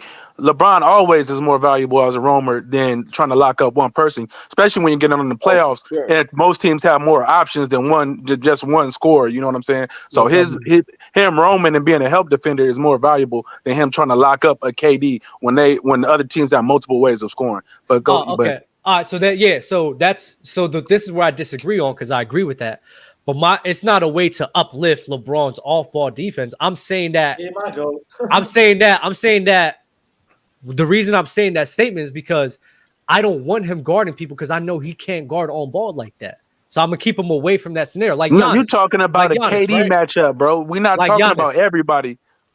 Bro, the only you time couldn't even LeBron, guard Jason Terry in 2011, bro. yeah, let's be real. Let's be real. Let's be real. I was Jason Terry Let's be crossing over. real. It was crazy. Jason Cooking Terry him. averaged more than that nigga in 2011. Come on. Bro, in the Oh 2011 my finals. god. When LeBron when was Le, guarding him, bro. talk LeBron about did the when series, gang. unless LeBron guarding somebody that's primarily driving at the rim. That's the only time where he's gonna be good at that. But Right, if you got a 3-level he's skill, helping because he's trying to help off shooting.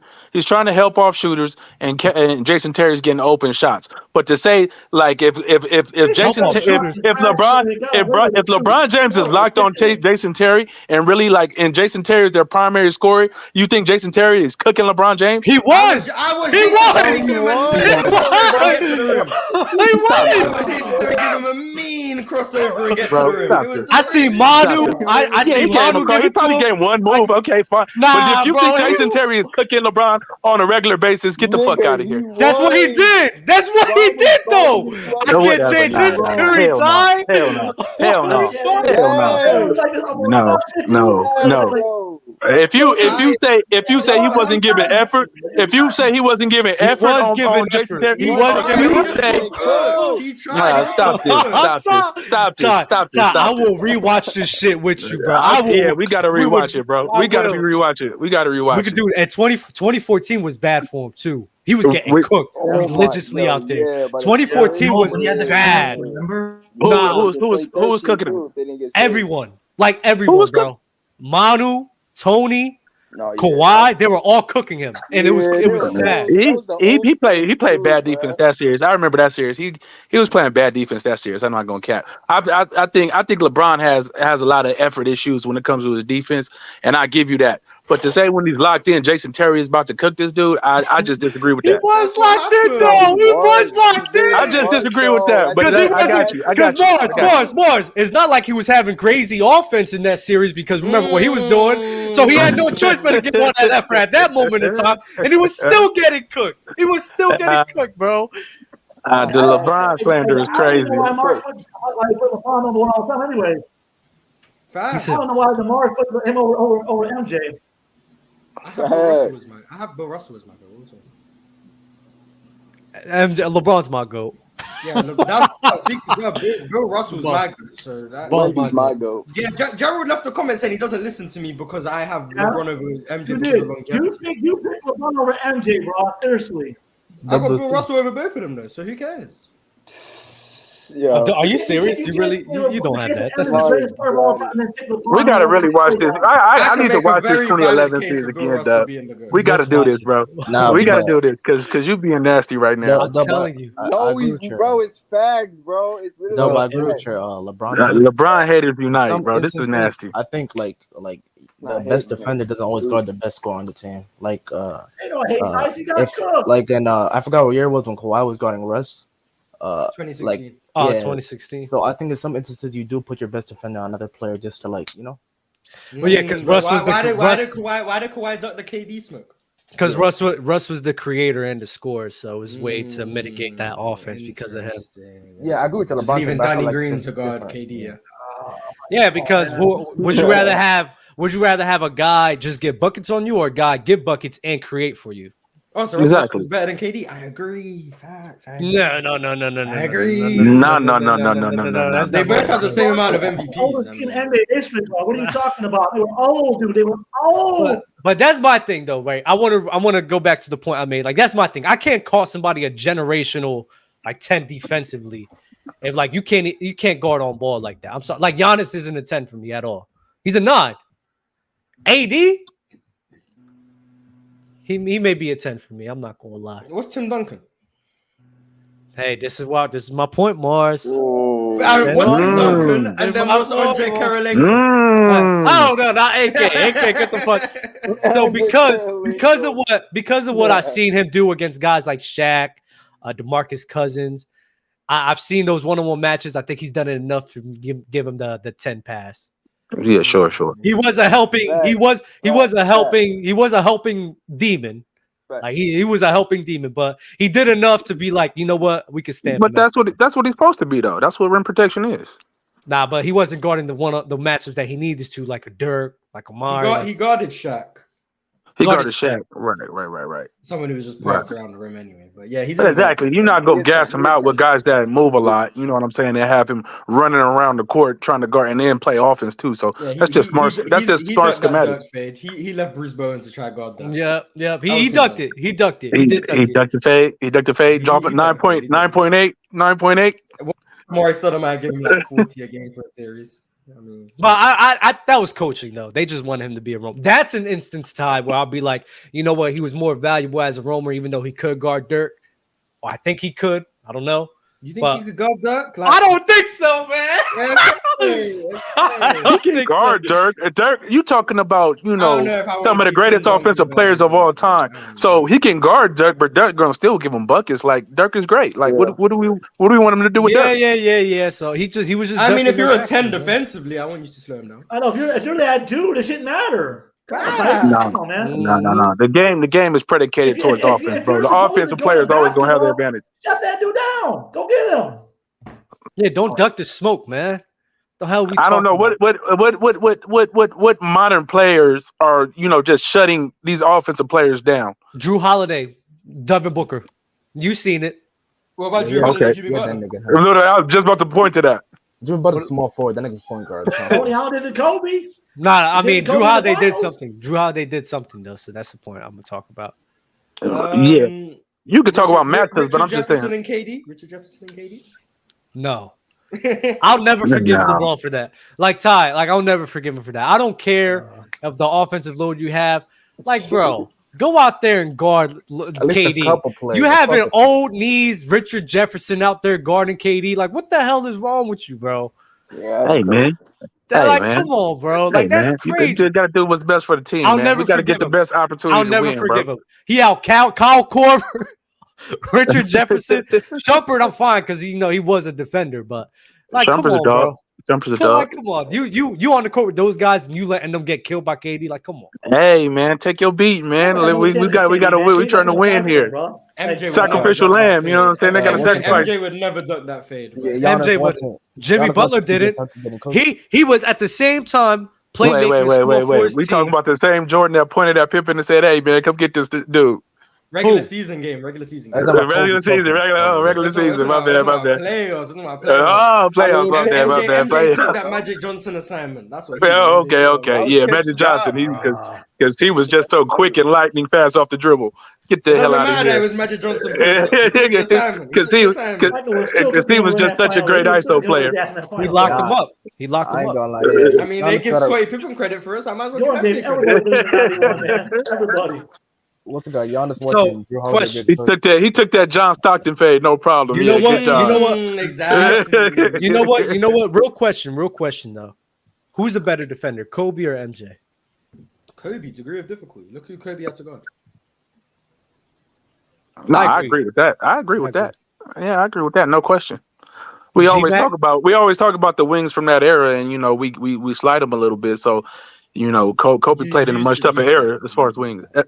I do. I slander those wings from that era. So, but yeah, Kobe. Yeah, I got to keep it consistent. Kobe played way tougher competition at the wing spot. Yeah, if Kobe's biggest competition was Clyde Drexler, Right. That is a fact. I never seen you saying something else about that nigga. He'll be all right. I'm sorry. I call him the GOAT. That's nice enough. I feel you. Who'd you call the GOAT? LeBron.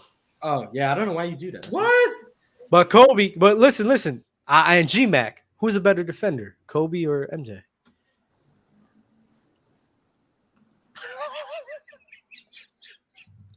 Joe, I don't. He'd be unstuck, bro. Let it catch him. Let it catch him. There you go. There you go. It's kind of tough, but It's coming. It's coming. I think you got to say it again. Hey, He said Gerald. who's a better defender, Gerald. Kobe or MJ? Gerald, What? wake up. Gerald. He said who's a better defender, Yeah. Kobe or MJ? Who's a better defender, Kobe, MJ? What's up? Who's a better defender, Kobe or MJ? Who's better for Kobe? Who? Kobe? Who? MJ. You gotta yell like your grandpa. Kobe You know. MJ, who's a better defender? Yeah. Yes. Jordan. Ah, man. Why? When you factor in competition, why, Gerald? And he has more defensive teams. Some of them were. Jordan's better. Why?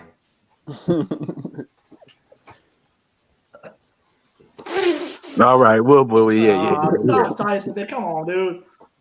Facts. Yeah, Tyson, crazy, man. Crazy. What did I say? I asked the question. Hey, you said something about 4 minutes ago, man. It was crazy. When you factor in competition, Gerald, why is Kobe not better than Jordan? All right, let's see when we hear the response. Why is he not better? I think Kobe's a very good defensive ball player. He's very good lateral quickness. But I just think Jordan was just more tenacious, though. Tenacious, the tenacious tech. And if you look at Jordan, he played passing. Jordan was more tenacious. When Jordan locked in defensively, though, when he wanted to shut you down, he can completely shut you down, neutralize you, no matter who you were.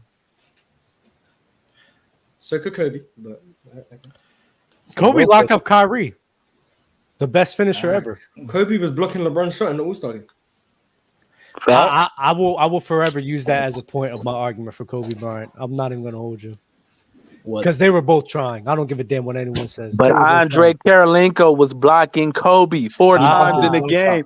Where's Jalen when you need him? Can we stop trolling? Can we stop trolling? All right. Please. I mean, Kobe does have a good argument for being better than MJ when you do factor in competition, but I think it's so close. I mean, but the thing with MJ is that he did have a bigger body, and in my opinion, he was more athletic, so he is a better defender. But it's so close. I think I'm gonna go MJ. I'm not gonna lie, bro. Like, I think I gotta go MJ. Kobe was getting cooked by AI. That's what I'm said. Are we taking in the more physical era where Jordan can be a lot more physical with his opponents than Kobe? That's why it's so hard to defend or compare because in one era you had hand checking was allowed, whereas Kobe played in the physical era too. Even in 2000 was a physical era too. I'm talking rules wise. MJ had Scottie Pippen next to him. Imagine if Kobe had a defender who was better than him on his team. 100%, bro. The 90s and 2000 were both physical eras, though. Not gonna lie, this girl thick. Oh my god. Oh my bad. Wrong show, Dub. Wrong show. Yeah, wrong show. And plus, you remember, Kobe never won a Defensive Player of the Year award. Jordan did.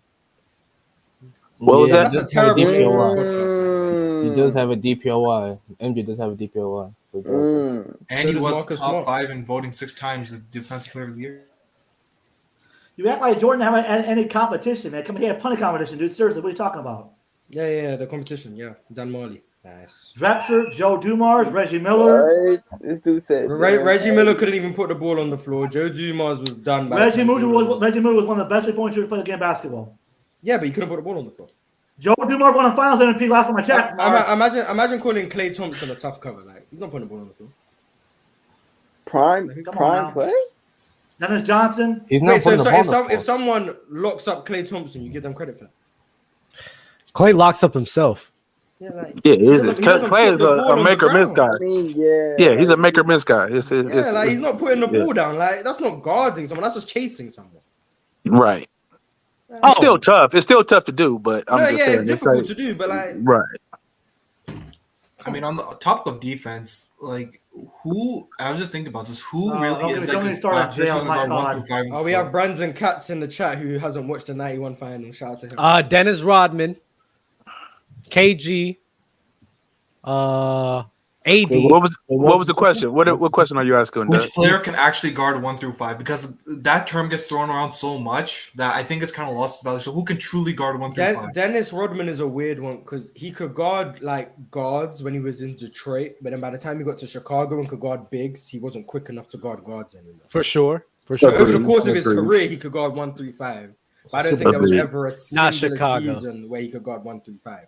Does that make sense? Oh, because in Detroit he wasn't. Because in Detroit he wasn't guarding fives. That was Rick Mahorn, Bill Lambert. Oh, okay. John So Sally. super And then Dennis as he got Rodman. older, he could guard big. Okay, I get that. You know what? But That's over the fine. course of his career, he could guard 1 through 5. But it was never at the same time. yeah, In his that's- peak, he could that's- never do that. I agree. I actually agree because I don't remember seeing him guard fives in Detroit as well. Yeah, but I'll still give it to him because He's even only if going there's like just 4 to 3 at stages. the time period. Ty, you watched it. Was he doing that in Detroit? Because I'm not sure. Yeah, Ty was like 15 watching this. That's crazy, but no, they had the bigs. They had the big personnel where they would have those guys guarding the 4s and 5s, and they didn't switch and those type of things back in that era. So he was usually stuck on his matchup and playing great defense. But no, he didn't guard. He didn't guard 4s and well, maybe 4s, but he didn't guard 5s back then for sure. Okay. You seen Wisdom So then Warriors. it's just KG, AD. I'm not saying Draymond because I don't think he could guard like 90s bigs or 2000s bigs. I mean, he didn't play in the 90s. What are we talking I'm about? sorry. I can't do it. I can't. I'm sorry. That's kind of. I can't. I'm sorry. I can't see him doing it. Was he Because not that's going what to I get you this Mars, you know that's how I do things though. Like Draymond actually. Did he he's not go too to- small. He's Did he too not- did he not go to- Okay, do you think? Actually, no. I think KG could guard point guards today. I'm not gonna lie to you. He could. He quick. He got long arms. He could do it. So it's just two players, KG and AD. I don't know if AD can. I don't know if AD can guard 1 through 5. I don't know. Today is a 1 through 5, but back then that's hard thing about. Like you guys are you guys saying like a lead player? He can guard mostly 1 through 5. Can you address Brandon Katz in the chat saying that Magic was guarded by Scottie Pippen in the 91 finals? Where? Idiot, please. Where he at? He's been talking for the this guy. Chat. Delete his comment. Yeah, like someone, please in the chat, please cook this guy. Like he doesn't know what he's talking about. I'm watching Game 3 right now. Magic is being guarded by MJ. I'm watching it with my eyes right now. He's lying. There was one game. It was when game. MJ got in foul trouble. MJ and Pippen switched off in that Game series 3 or on Game Magic. 4. It was one of those games. MJ got in foul trouble. Scottie Pippen took him for like the rest of the game. That was it. I'm literally watching it happen. I'm watching it unfold. MJ's guarding him. The game's literally on YouTube. Just go watch it for yourself. They switched off during the series. He heard. I think it was Nick Wright who said it on TV, and now people have just ran with it, and they're just lying. Yep. I mean, Like he's literally guarding Magic Johnson. I'm staring at him guarding Magic Johnson. Even in game 5, even in game 4, all of the games he was guarding him. Even after he got Scottie foul Pippen trouble. is guarding the injured James Worthy. Yep. Mm. That's not my go. That's not my guy, man. But yeah, Brandon, I guess my eyes are lying to me, right? It's just not true. Apparently, Mars. Yeah, I'm making this up as I'm watching it unfold. I don't know what I'm seeing, man. This is just false imaging. Oh look, MJ's picking him up again. Crazy. You know what? I'm gonna rotate the guests and let's see if we can pull up in here to talk about it. Yo, y'all be easy, bro. Salute to y'all. Peace out. Thank y'all for having me. Oh, Pippen guarded him after game 1. That's crazy because I'm watching game 3 right now, buddy. You can stay on, bro, if you want. It's crazy. I'm watching game 3. He's saying Pippen was guarding him after that. game 1. That's just not true. This is game 3, and I'm still watching MJ guard Magic Johnson. When did he get in foul trouble? Was it game 3? It might have been. I think it might have been. I can't remember off the top of my head. Let me just check. I thought it was game 4, if I'm not mistaken. I think it was Game 4? earlier in the series, but I can't remember off the top of my head. All I do know is I'm watching Michael Jordan guard Magic Johnson right now. I can't, man. I have trouble recalling like specific facts like that. I remember the series like a whole, like one almost like one continuous game. You know what I mean? It's hard for me to break down game by game. Each different game. I'm like, Yeah. Michael Jordan wasn't, but Scottie Pippen got fouled out in that game too. I think it was game 3, Mars. 3. I think it Well, was. at this point, Jordan isn't in foul trouble yet, so he's guarding him. Yeah, I think it was game 3 towards the second half because that was the only time when he had above 4 fouls. Yeah, every other game he didn't have 4 fouls. It might have been. It's game 2 or game 3. I know that. I'm watching game 3 right now, and I don't think Jordan. Oh, it might have been game. It might have been game 1 or game 3. Nah, it might have been game 1 because he had 5 fouls in game 1. It's one of the first 3 games of the series. I think it's game 2 or game 3, but it might be game 1. It might be game 1. Game 1 was actually a tight game, so it might have been game 1. I'm watching MJ guard him right now in game 3. Whether or not he's doing a good job right now, different story, but he's guarding him. Okay. Is Magic cooking? He started off pretty well. He started off well. It starts to teeter off, though. You don't have to give him too much praise. Serious answers only. Don't troll either, Mars. Is 09 or 10 LeBron better than any version of Prime Giannis? Shout out to the Players' Choice community. I think LeBron is better than Giannis. But 09.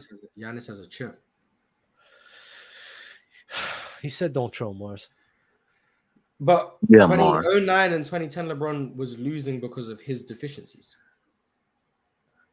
Okay. Giannis won with his deficiencies. Are you not taking in any type of team consideration in that? LeBron's team was winning 60 games. I know, but we saw in the playoffs that they fell off substantially. Because LeBron wasn't creating the opportunities as well as he was in the regular season. Is that why? Or were they just missing shots? The Jameer Nelson-less Orlando Magic. I mean. They said no trolling, Mars. Didn't he have 38? It's 38, 8, and 8, I think he averaged. Jesus Christ. Had a Yeah. game winner in that series as well, I believe. Yeah, he sure did. So crazy. Lost the series. I thought his teammates played poorly throughout that series. I'm not gonna lie, I'm just watching MJ guard Magic right now. Like, I'm betting. So I think you can make an argument either way. You would really, really have to break it down, but it's close to me. I think it's close too. I'll favor LeBron mainly because I think it just do more, create more with the ball in his hands than Giannis. I agree. Who's a better defender, Giannis, Prime Giannis or 2009, 2010 LeBron? Oof. My God. Probably Braun. Interesting. I would say, oof, my God. Yeah. He's guarding him again. Wow. That's a toss. I think they're the same tier defender. I'll say I'm not that. gonna lie, Magic is actually cooking him right now. Magic, but he's guarding him. He is guarding him.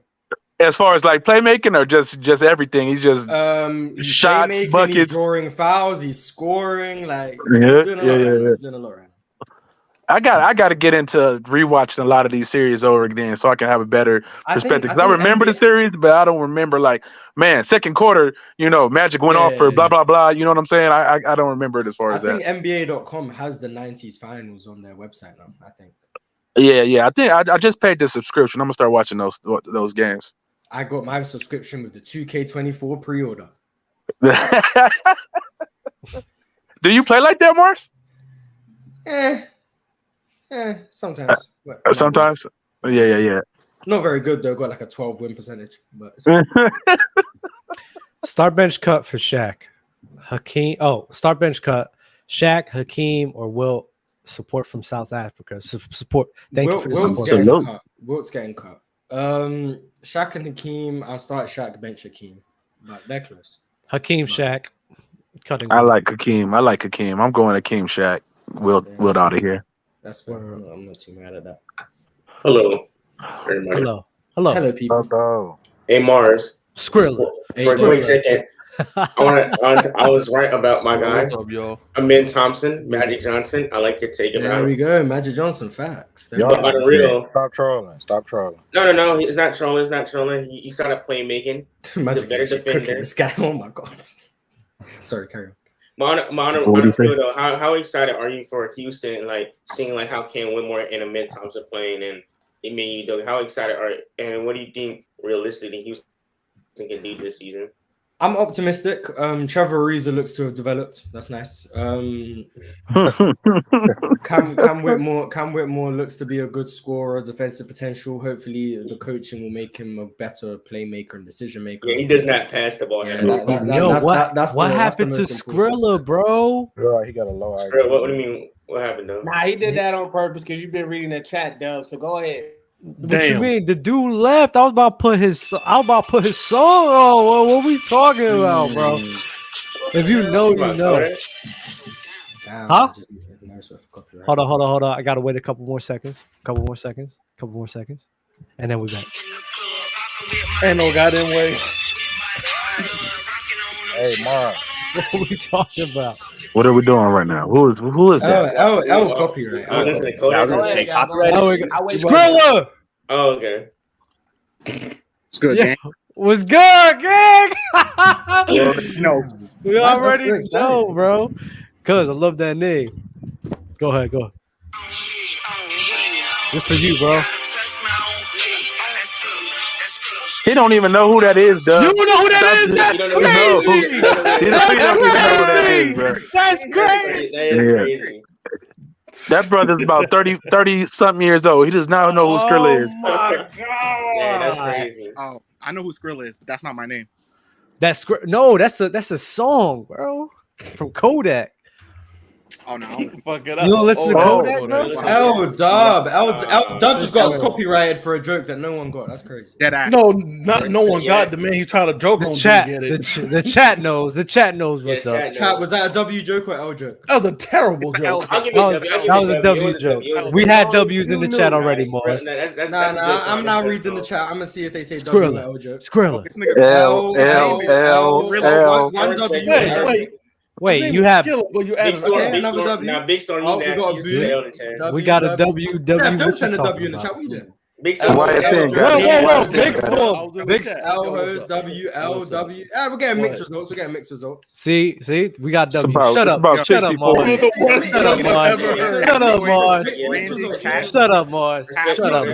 You're cooked. It's the same people over and over again putting dubs, though. Yeah, respect Kodak. It's the same people put L's.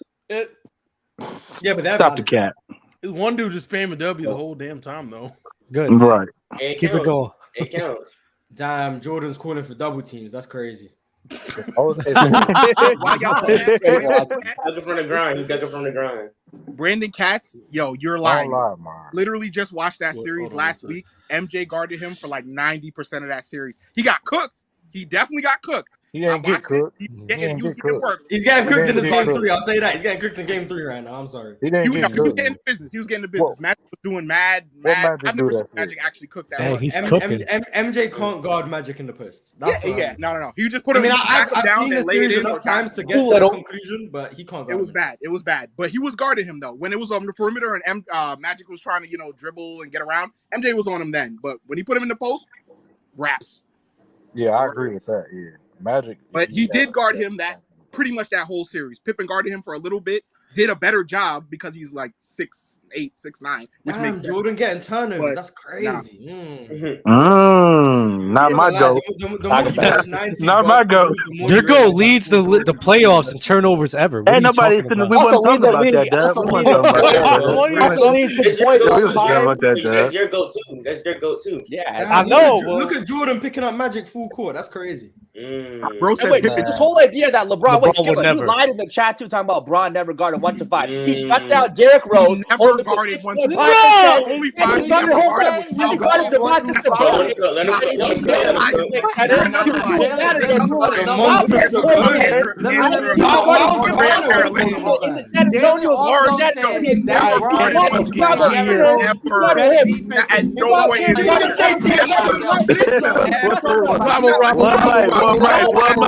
One bite. Dub, get control of this, Dub. Look when we start. Get control of this, Dub. God, Dub. They went crazy, bro. What happened? They had 8 people talking. We're doing the debate that we had today. I guess we're doing Skrilla versus Jalen. Skrilla versus Jalen. Let's get it. Skrilla versus Jalen. We gotta have it. We gotta have Heads up, fade. Heads up, fade. Jalen just has a way of just turning everybody up, bro. I mean, I've never seen it. I've never seen it. Oh my God, that was so goddamn funny. Jalen, I'm gonna give you credit for that. You the best DJ turning And people Ghost up. can but defend you on get 5. your back That's up. crazy. Stop watching highlights. Whoa. Stop watching highlights. I'm next. Let me know Let's when I'm get up. it. He's so light skinned. Skilla versus Jalen. Skrilla Right now. versus Jalen. Go. Skilla, bro. It's Skilla, not Skrilla. I said Skilla, man. Nah, I said Skilla. Yo, okay. Derrick Rose to 6.5%. I did say Skrilla. Whoa, hold on, Jalen. Hold on, wait, Jalen. Jalen, bro. Damn, False start. Rewind, back it up. Back it up.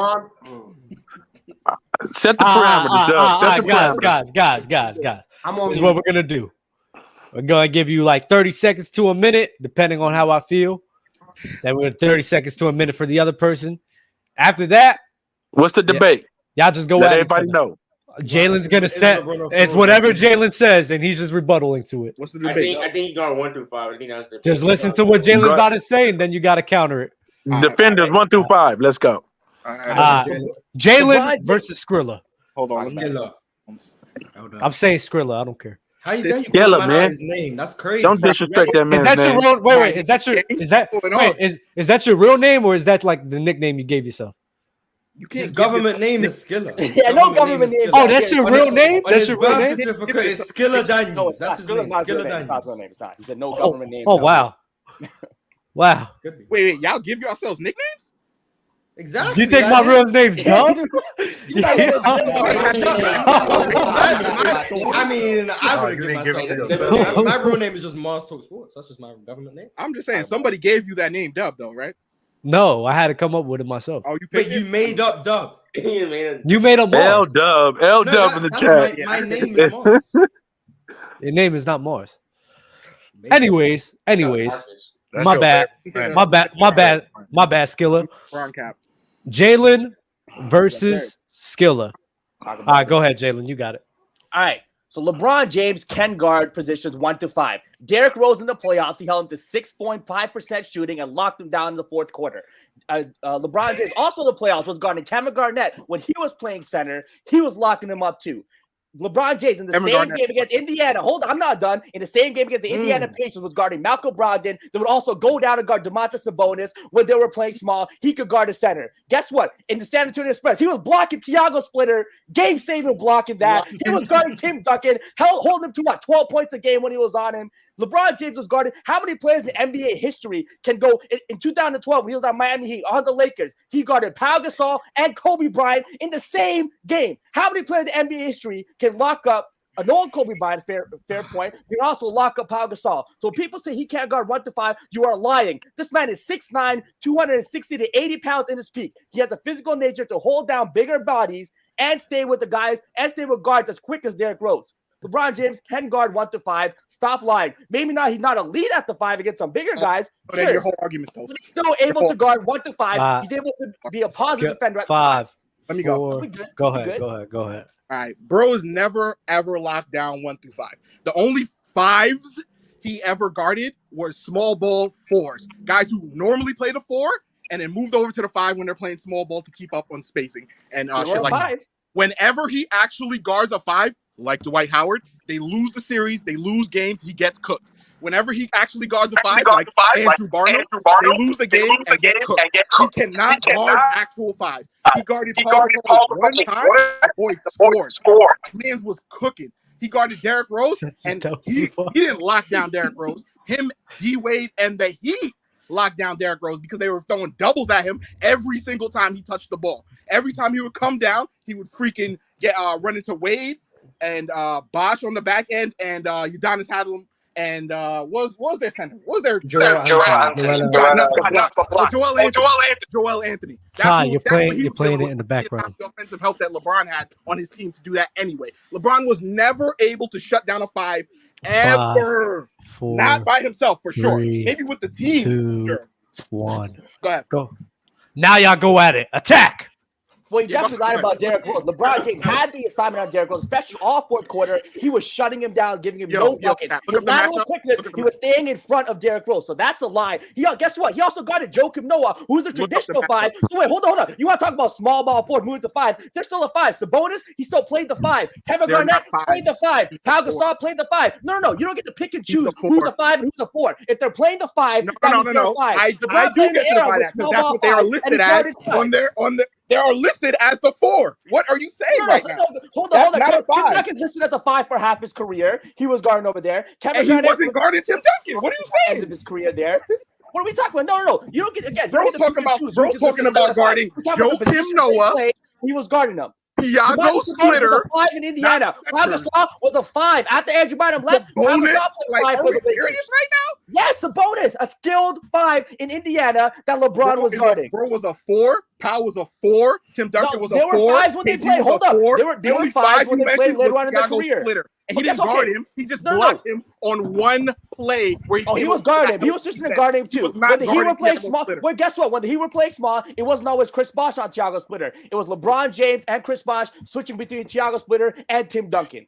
That's what was going on in that series. What series are you talking about? Which one? We're talking about in 2014. 14? Tim Duncan, Thiago Splitter, 14. 14? LeBron James and Chris Bosh were alternating guarding between Thiago Splitter and Tim Duncan. He did not guard Tim Duncan. Yes, he did. Go watch the video. There's video evidence. Pull up the video evidence. He was not locking up. He was guarding Tony Parker in that series. He was guarding Tim Duncan in that series. He was guarding multiple players because he can. He can. He was guarding Tony Parker as well. Because he got cooked. Okay, yeah, that's different. Hold on. Cleveland LeBron was not. He literally could not actually guard a center. When he got switched on Andrew Bynum when they used to play the Lakers, Miami LeBron could guard Dwight Howard. Maybe not efficiently, but he could put a body on him. Not Cleveland LeBron. Putting a body on somebody is not guarding. You have to stop and limit their production offensively. If their player does not have any offensive production, Dwight Howard, Andrew Bynum. What are the center? Hold on. Dwight Howard, Andrew Bynum. What other center could he guard? What other center could he guard? Andrew Bynum, Dwight Howard. Let's say those two. What other center couldn't he guard? There's no way. Name the centers that he could. You haven't named the center yet. You're the one who got to prove he can guard centers. I'm telling you. I just listed 4 or 5 names. No, you didn't. You named 4. You named Tim Duncan. Kevin Garnett. I mean, Domantas Sabonis. You know what? Let's throw Joakim Noah in there. He was guarding Joakim Noah in switches, and he was locking up Joakim Noah I'll give you Joakim Noah on switches. There you go. Al Horford would have played the 5 in Atlanta. Al Horford would have played the 5 in Atlanta. In the Atlanta series, who was guarding Al Horford when he was playing the 5? LeBron James. You like the little zooms, Jay? I do that for dramatic effect. No, I'm just saying. LeBron. How much in Mario Chalmers guarded 1 to 5, especially in his prime in Miami. He was guarding 1 to 5. One of the offensive, especially when they were playing small. He was a bigger body than Chris Bosh. Even though Chris Bosh had the height, LeBron way more than Chris Bosh. They put him on the bigger body. Continue. Go ahead, Skilla. All right, let me ask you this. If LeBron can guard 1 through 5, right? Why doesn't he actually lock down any centers? I'm not saying he might not be a lockdown center against all centers. No, he can guard some centers locked down. Hold on. What player that makes you be a lockdown at every position? Hold on. You want him to be a lockdown at every position? No. He can guard up the 5 and be a positive defender at the 5. Doesn't mean he's locked down. He ain't going to be Hakeem Olajuwon. He's not Hakeem Olajuwon at the 5. On non-offensive centers, right? On centers with no offensive game, right? Like Joakim Noah, right? Joakim Noah, he's more of a passer, but Domantas Sabonis incredibly skilled, shutting him down. Because Sabonis wasn't ready to body with LeBron. Sabonis not skilled. I had to take. He's talking about second year Sabonis, by the way. Just so everyone knows. He's not second year. Right. Quiet, Mars. Not your debate.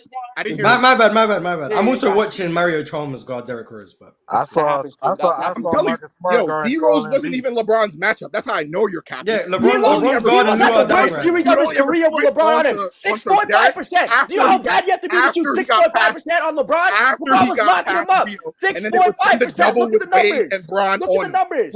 When he started cooking, how did Wade guarded him, LeBron would come over on that help defense. When Chalmers guarded him, Wade would come over on the double. Okay. How many guys in NBA history can guard can guard None. a 6'3" point guard as quick as Derrick Rose, but they'll also be adequate against guys like Kevin Garnett, Pau Gasol, Sabonis, Joe Noah. How many guys can do that? How many Draymond, my son, baby. Play Jalen Carter's son right now. Who is the one? We make sure there's no copyright. We've seen Draymond guard 1 through 5. We've actually seen that. We've seen LeBron. No, this is the problem. We have not seen LeBron ever guard 1 through 5. People or forgetting what even do a LeBron good did. job guarding 5. All right. We gotta go to the panel vote. Hold up. Don't let this go on for an hour. We gotta go to the panel vote. When Tim Duncan. Okay, go ahead. Ty, hold on. Hold on. L-Ty, your echo is crazy. I'm not gonna lie. I keep hearing it. Yeah, Tyson, out here is crazy. That's crazy. He can't stay if he has an echo. What's the point? So how many people we have? We have 6. So we have 6. You know what's crazy? I'm a Bron fan too. Oh yeah, that echo's crazy. I'm not gonna lie. That echo is crazy. Bro, what is that? So we just hear the echo. But I hear He's playing 2K. Someone's playing 2K. Somebody's playing T. Is that you, Ray? Is that you, Ray? Yeah. I heard a beautiful setup from Simmons. I'm like, okay, you ain't watching NBA. I heard Markello. So psychedelic vote. Thank you, bro. So we have 5 people up here. So we'll have a vote on who won and who lost. Started off with Doe. Oh, talking about man. Oh, you nasty, Doug. What's going on, y'all? I think smoke for you in the chat. He got the mustache and everything. That's crazy. Man, I'm never gonna escape this till the day I die. But I think, honestly, Jalen gave a better argument about why LeBron can guard all the positions. You know, he gave like actual switches and actual like reasons of like actual like favorite matchups that weren't just small forwards. And also, if they're listed at the 4 and they play the 4, they're a center. Like Bam is a center, but he can play the 4. It's just like that.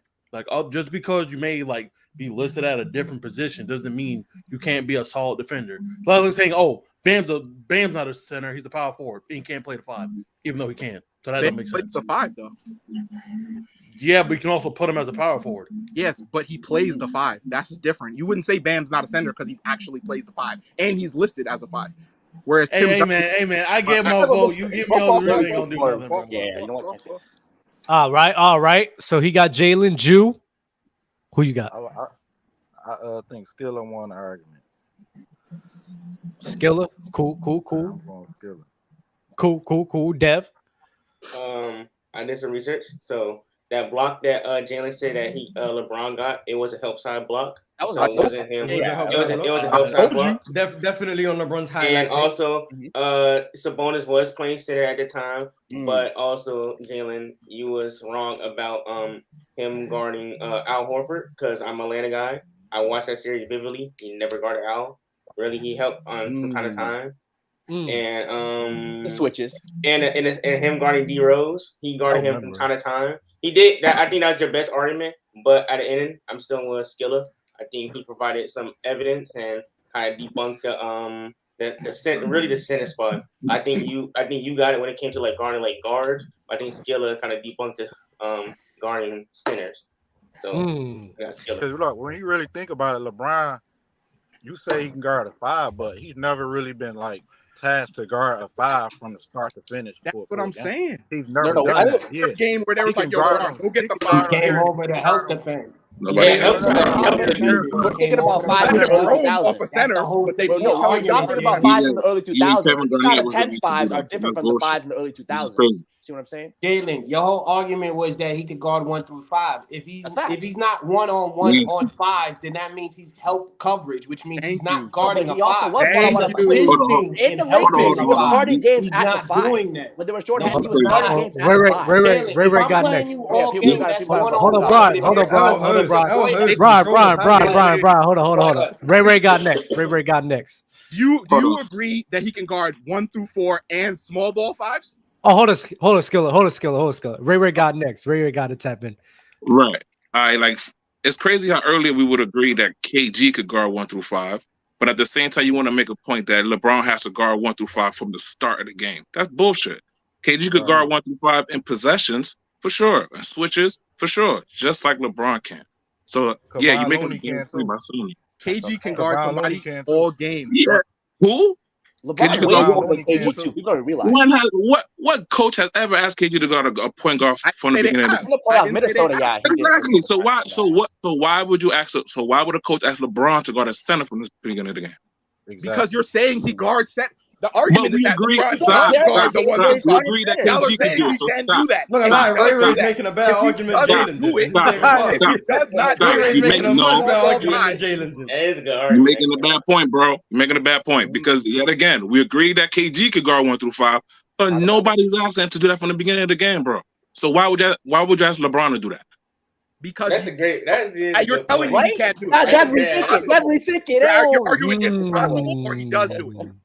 He Because doesn't nobody do it says at he all. can guard He one does through do it. five. That's what I'm People saying. say he can guard one through five. KG can't. KG. Nobody asked KG to guard 1 through 5 from The same way nobody asked Bron to guard centers, right? In you asked Nobody possessions would LeBron- say they he have. guards In 1 through possessions 5. they have, and he's You're did saying it. he can. In possessions he You're has, saying he and has he's the done it. ability to. Just That's like it. KG. Just like KG, he has. In possessions, he has. Because In Jalen possessions, explained that to okay, you. all right. In possessions, yes. All Everyone right, can then. guard I'm somebody giving him the for same credit. The possession. same credit you giving KG, I'm giving LeBron the same credit. Because it's the same way I give KG credit for being or Anthony Davis. Because we've given Anthony Davis credit for guarding wing players in possession when they switch, but we never asked AD to guard a wing player from the beginning of the game. So stop it. And then when it comes down to the D Rose argument, now he didn't guard D Rose at the beginning of the game, but when it came down to those 4 quarters, crunch time, he locked that ass up. When he came down to those 4 quarters in crunch time, he locked up. So I don't want to hear that. He was locking him up. Go watch the game. I'm not He even gonna count. locked up. So I don't want to hear that. I watched that. Go watch the game. Go ahead, Ray I'm Ray. gonna just leave it at that. Go watch the game. Chat, Go if ahead, y'all Ray got Ray. the You game, got it, go bro. watch it. You want to see Bron? So Hold on.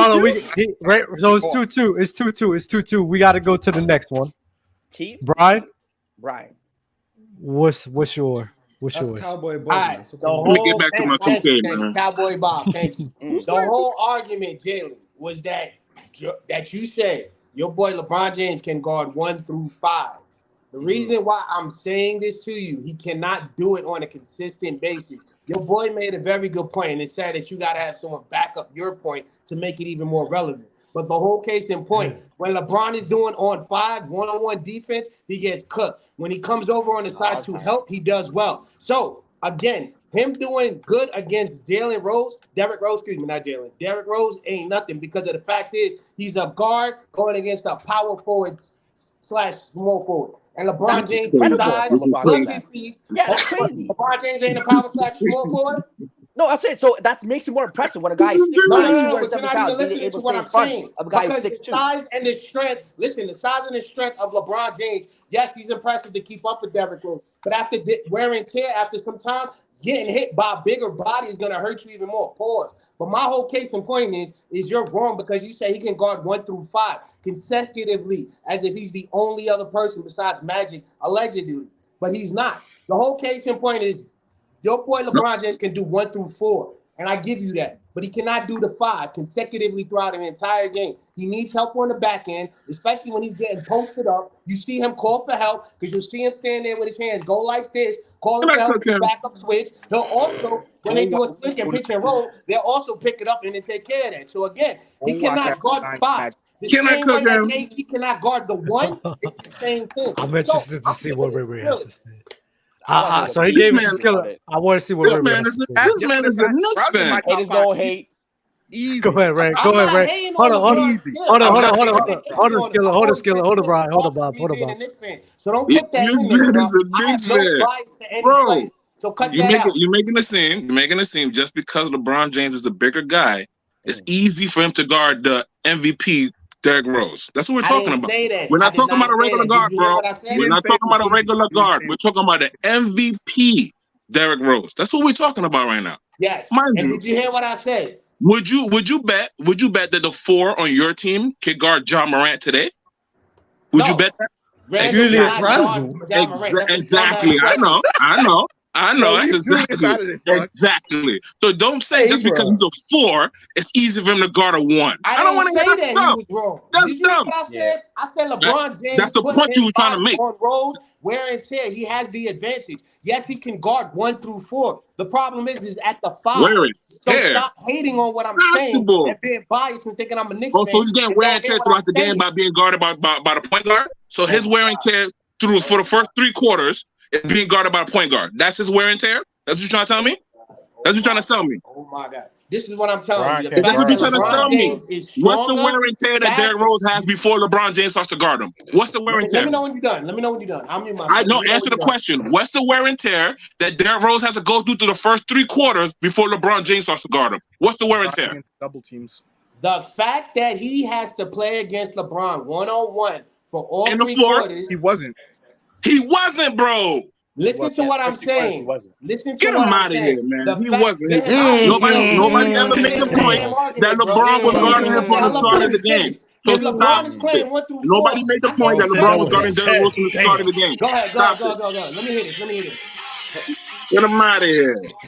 Nigga, you don't Say even it know what you're again, like I talking said, about. I he's a said he Knicks can't fan. guard the Yo, 5. Dub, I didn't say go he call him a couldn't guard score and shit Rose. too. Go call him a I score and never shit. say he couldn't guard Rose. Thank I you. said he couldn't guard Hey, I hate the fact that y'all be like that, man, because I'm a Knicks fan. I don't know ball. Man, If get I'm your head out your autistic, come ass up and here and listen to debate what me. I'm If I'm saying. autistic, Brizzy in the chat. Nah, you Nothing emotional. wrong Man, with being emotional. Hold on, emotional. Keem. I ain't emotional. I'm spitting facts. Yeah. Let's Hold on, fellas. Hold on, Keem. I need you to know because you could be deciding between a tie or who wins right here, right? Yeah, man, I don't even get a vote. All That's right, crazy. all right. Listen. I wanted it for a 6. That way we can have a vote. Oh, I'm not okay. gonna lie. All right. So, So Keem, what you got, bro? I would say that I agree that LeBron, he could guard the 1 through 5, not the whole game, obviously, but I agree that he his switchability between that and saying that he's a help defender, like, yeah, of course he's gonna help. That's one of his strongest assets. That's what makes him so great on defense. And so I agree with Jalen. I'm on Jalen. Let's go. That's the Dub Mars coming in. Mars. That don't really make sense because you can say that about anybody. I can put whoever I want. I can put Andrew Not Wiggins on a 5. Name somebody else. It don't mean he Not can guard Julius him. Randle. Not Julius Randle. I can Of put course not. Andrew Julius Wiggins on Randle's the Steph Curry, ball. not Steph Curry. I saw What are you talking about? Andrew Wiggins guard. I saw Andrew Wiggins guard Sabonis and De'Aaron Fox in the same game. So am I about to say he can guard 1 through 5 just because he can guard? Thank you. That's not one. It's different when LeBron Switch gives multiple examples. possession off a switch or a It's pick or different when you get multiple examples, though, bro. Yeah, that's just one time. I think that's one time. I see what you're Exactly. saying. I think Andrew Wiggins is still too small to guard a 5, like the Power Star. If you a coach, will you put LeBron James on Joel Embiid? No, bro, come on, man. Nobody's making that argument, bro. Then he would be guarding a 5, That is the though, argument. right? That's a Nobody's 5. making that argument, That's the bro. whole argument that he guards 1 through 5. And he could guard a 5. That's Well, exactly what I was saying. That's the whole okay. thing. Are you putting Are you gonna put LeBron James on When the Jokic? Celtics, You put oh him my on god! Derrick Rose. All right, so are you putting KG on Derrick Rose? Are you putting KG on prime Derrick Rose from the start of the game? Yes, Tip if off. I have to, I can feel comfortable putting KG on Derrick Rose for the whole game. I do feel comfortable. Send him to the shadow realm, bro. This guy is wild, bro. You wouldn't do that because you lose defense in the interior. That If you makes think no KG sense. can legitimately guard 1 through 5, then you should feel comfortable being able to put KG. For the record, Sir, if you don't feel comfortable doing that with fellas, me and Mars have to place our votes. Mars, I want you to go. I want you to go first. Going strictly off what Jalen said, I think Skiller made the better argument. Because Ray is cooking right now. Ray is saving Jalen's legacy. Ray is literally Ray Allen.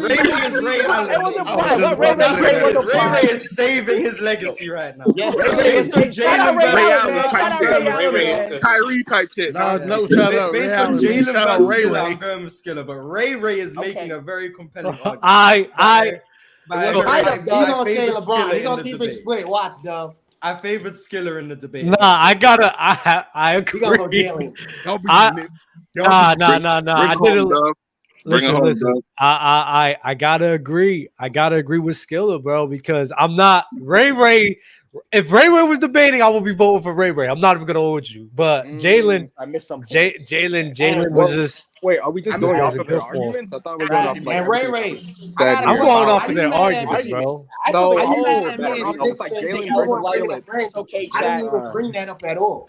What I'm trying to say is simply this: at the 5, LeBron needs help at the 5. That's all I was trying to say. So don't I ever agree. bring up the Knicks and say, "Oh, he a Knicks fan," and get this nigga out of here. Listen to what I'm saying. I have no bias as a Knicks fan. I know my team sucks. It's been 50 years plus since we won a ring, so I know what we are. Imagine But I'm team winning able a to ring watch couldn't be the me. game. We don't got to make this a Knicks thing. Damn. No, Yeah, I I'm know. gonna say, I That's didn't what think he getting was you doing. like Talk that. about Randall. I don't know why Same you big brought fan. him up. Leave it alone. I can tell you like I why. said, I can if tell it you was why. you would have got that if it was me. Atlanta If it was got a you ring. and This Skrilla got going six at it, But I would have given it to you. I can tell you why I brought up Randall though. The reason I brought up Randall because you try to make a point that LeBron is a power forward. He was playing the 4 while guarding Derrick Rose. What I'm trying to I tell didn't you say that. is, I said he could play the power all right, forward then you and just have to small play it back forward. then, bro. You just have to play it back. The reason I said that is because it's just because he's a 4 doesn't mean it's easy to guard a 1, especially Derrick Rose at that time. This And I is the gave him credit for that. MVP Yes. Derrick Rose in his prime. So just to act, just because he's a 4 doesn't mean he can just guard Derrick Rose. And then and again, I disagree with you when you try to I tell me said that he 1 had through weird. 4, LeBron. Okay, you want to play it back? I said 1 through 4, LeBron James got it. He can defend that. But my only problem is the 5. That's exactly what I said. No, exactly. No, word for word. No, word for word. I remember what you said. You said LeBron being 3 Small and 4, forward, power forward, small forward, him power forward. That playing. means him being that size would be easier for him to guard a 1. No, Come I on. said The problem with the I said argument though Derrick is too, though. Rose would That's have why a that's why I problem brought up going Julius Randle. against That's him why I brought because up of the Julius size Randle. and ability. Also, I said that LeBron James' speed and his strength is able. I give him credit for that because he's able to keep up with Derrick Rose. The problem is wear and tear on Derrick Rose constantly going after LeBron James. LeBron James can guard 1 through 4. I have no problem saying y'all guys got that one. But at the 5, that's where my question is. That's all I was trying to say. I But clear it up. Jalen wasn't Whatever wrong was with his said examples he before, gave, though. cool. You got it. But what I'm saying now is this: 1 through 4, LeBron James can deep. That's But it. yet again, so you just want to negate what Jalen said earlier about the other examples he gave you of the 5s that he did guard. I think He you guys gave are you examples conflating. of I think those you guys are 4s. conflating traditional 5s. Hold on. You guys are conflating Noah. traditional 5s. You guys are conflating traditional 5s in the early 2000s and 90s with the 5s that are present in 2010s. In this league today, LeBron James can guard most centers in the league because most centers aren't built like Joel Embiid. They're not built. Joel Embiid, Nikola Jokic are the exceptions to the rule. Most centers are leaner, are smaller, where LeBron isn't be able to guard them. And they're still 5s. They're 5s though. You're conflating guys like Alonzo Mourning. Again, Dwight Howard, Alonzo Mourning. Those centers aren't the majority anymore. They're the rarity. So when I say, hold on, so when LeBron say we can guard 1 through 5, so we can agree in today's day and age, from 2012 to 2022, the centers that played in that, LeBron James could guard the 1 through 5 against most teams. Bro, I said they're playing the small ball 5. Small ball 5s. He can guard those. So you agree? Yes. So in this decade, we agree then. Man. So we agree. I want to say you can Oh, guard. right, yeah, because LeBron couldn't shut down. Because LeBron can't shut down Dwight Howard. Oh, that's not true. That's a crazy way to make an argument, bro. Yo, y'all using like the elite of the elite for big men, not just like exactly. the standard. Like, I'm versus pretty sure standard, that's LeBron James can guard like a mid-level, Matter of fact, like starting center. So what happened? But Big Store. What happened when he went up against? Because I remember this game vividly. I remember watching this. What happened when he went up against Hartenstein? Isaiah Hartenstein. Against the Clippers.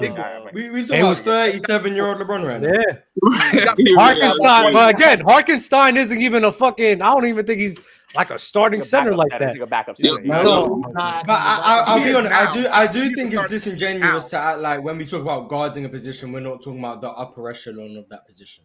Because when Steph Curry gets hidden on the corner guarding Luke and Mute, we're not saying Steph can guard 1, 2, 3, 4. Oh, we're not saying. When we talk about guarding a position, we're talking about the high level of that position. But if you Steph getting hidden on the corner, I see what you're saying. That's just upper echelon. But if you can guard most of the league at that position, you can say you can't. Yes, I agree with that. But saying someone can guard a low tier player at the 4 that's fair. doesn't mean they can guard 1 through 4. Because Steph's not guarding 1 through 4 because he can stand on PJ Tucker in the corner. I need to say this for the chat. I'm asking a 37-year-old LeBron not to get lobs thrown on him, not to get out rebounded by a backup center. Isaiah If he's Hartenstein's nice though. When is that stop, happening? he's a backup center, right? He's a good player. I would have took him in So, this one. so LeBron James. So the way I'm thinking about it, if LeBron James is consistently having to go through that, have to be a rim protector, have to the lob threat and the pick and roll actions that they haven't, they're just throwing the fucking ball up for the big man to grab on some lobs, or he's gonna catch the ball in position, which is going to jeopardize the team's defense. That's why when, especially like pick and roll scenarios, that's why I will never say LeBron can guard a 5 because he's not going to be able to handle that like that at all. Thank you. There's a difference between LeBron right now and LeBron back in the day. I even said LeBron. I said prime LeBron. I still think that he would struggle with that. LeBron back in the day, guard. Like honestly, I'm not that high on his defense because he relied on his fast twitch and his athleticism to get defensive stops. Because the whole point was, we're not saying LeBron can't help on switch from time to time. The whole point is him guarding, like him able to stick with him from a period of time. Switching and guarding from position is different from guarding him from a period of time. So there's one person in the chat saying, I'm done because LeBron was guarding Thiago Splitter and that block was on him man to man. No, you can literally look it up. If you go on YouTube, you can look up the Thiago Splitter block and see it was a help side block. That was a help side block. No, that's not for you. That's not for you. That's not for you, Jalen. That's for the dude in the chat saying I'm slow because other than LeBron, who wants to guard 1 through 5? Other than LeBron, who wants to do that? I don't think there ever been a player that could guard 1 through 5. Is LeBron the closest? LeBron the closest? LeBron is the closest, and I said that 1 through 4 is LeBron. I mean, technically, Magic Let me Johnson could finish. guard 1 through 5. 1 through 4. Magic. He was not. Magic stayed for the quick guards. played the Magic could position, have but he stayed was for the not Derrick guarding. Rose. I don't think Am I Magic stayed wrong for for the saying Derrick Rose. that? Well, Derrick Rose didn't exist when Magic played. Yeah, true. That's fact. Am I wrong for saying that? Like I've been saying, 1 through 4, I think confidently LeBron can keep up with 1 through 4. No problem, no help, no questions asked. That's a part of his gift and his ability. That's all I've been trying to say. I don't understand why everybody taking it out of proportion like I'm not saying LeBron ain't a beast. Plain and simple. 1 through 4, he can be elite. I'm talking about the top players. 1 through 4, LeBron can keep up with them. I don't know about now because he's older, but I've seen him stay up and stay in key with a lot of top players and keep his defense on point. And he also goes back on the offensive side and scores. Agreed. So Agreed. me, But back to Magic Johnson though. Agreed. Back to Magic Johnson though. Magic could not do it. Can we make the same arguments? Can we make the same arguments you try to make for LeBron? But I'm saying an argument with LeBron right now though. Magic because a lot of times he wasn't playing. Let Ray make his point real quick. Go ahead, Ray. My fault for cutting you off. Go ahead. No problem. I don't want it to know is just on the two far ends, right? When it comes down to the point guards and to the centers, when we talking about Magic Johnson, you asked about like the elite centers. When it comes down to LeBron, do you think Magic could guard the elite centers of his time?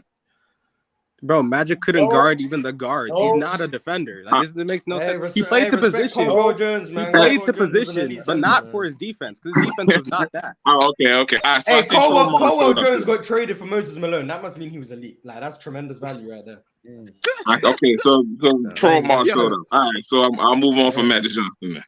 You guys are cooked right now, man. That's why I'm saying. For me, Magic Johnson cannot play the. I don't even think he really can play the 4. But to me, the closest person that can play 1 through 4 and be good was LeBron James. I mean, he's still playing. I don't mean to sound like he retired, but to me, I give LeBron James his credit, plain and simple. But he cannot guard the 5 consecutively with the top tier guys. That's his only flaw in his game. Got you. It's cool. Let me read off this super chat real quick. LeBron at his peak guarded 1 through 4. He never guarded the 5. Stop, Jalen. I think that's going to conclude today's episode, man. Brooke said AK. Appreciate. Can I throw this one thing? You can guard 1 through 5. Before we go, If I want to say 1 through 5. That means whoever, no matter who my opponent is, whoever the best player is on the other team, I should be able to guard him for the whole game, no matter what position he is. If he can't do that, then he can't guard 1 through 5. I mean, LeBron also shouldered like one of some of the heaviest offensive loads, so defensively he's not able to exert as much energy because the offensive load he carried was so much. Tune in the Dub channel for Discord. Michael Jordan never carried the offensive load as much as LeBron. Michael Jordan actually, you know what? That gets me mad. Michael Jordan actually did. He was still a defensive. He never had to change. Come on. When he was with Doug Collins. Jalen when he was with Doug Collins, that was the whole You praise offense. the loser. You praise the loser now. You praise the loser now. Back in the 80s, praise the loser. We all praising losing. LeBron's a loser. Now. LeBron's a loser. All right, they all losers. They're The all winningest losers. player ever in the playoffs. Look at the most wins. Is he 6-0? Is he 6-0? I know someone who's 11-1. If he only plays 6 seasons, if he only plays 6 seasons, y'all would have won more rings. Hey, salute to y'all, bro. Like the video, subscribe, man. Like the video. Bill Russell to go.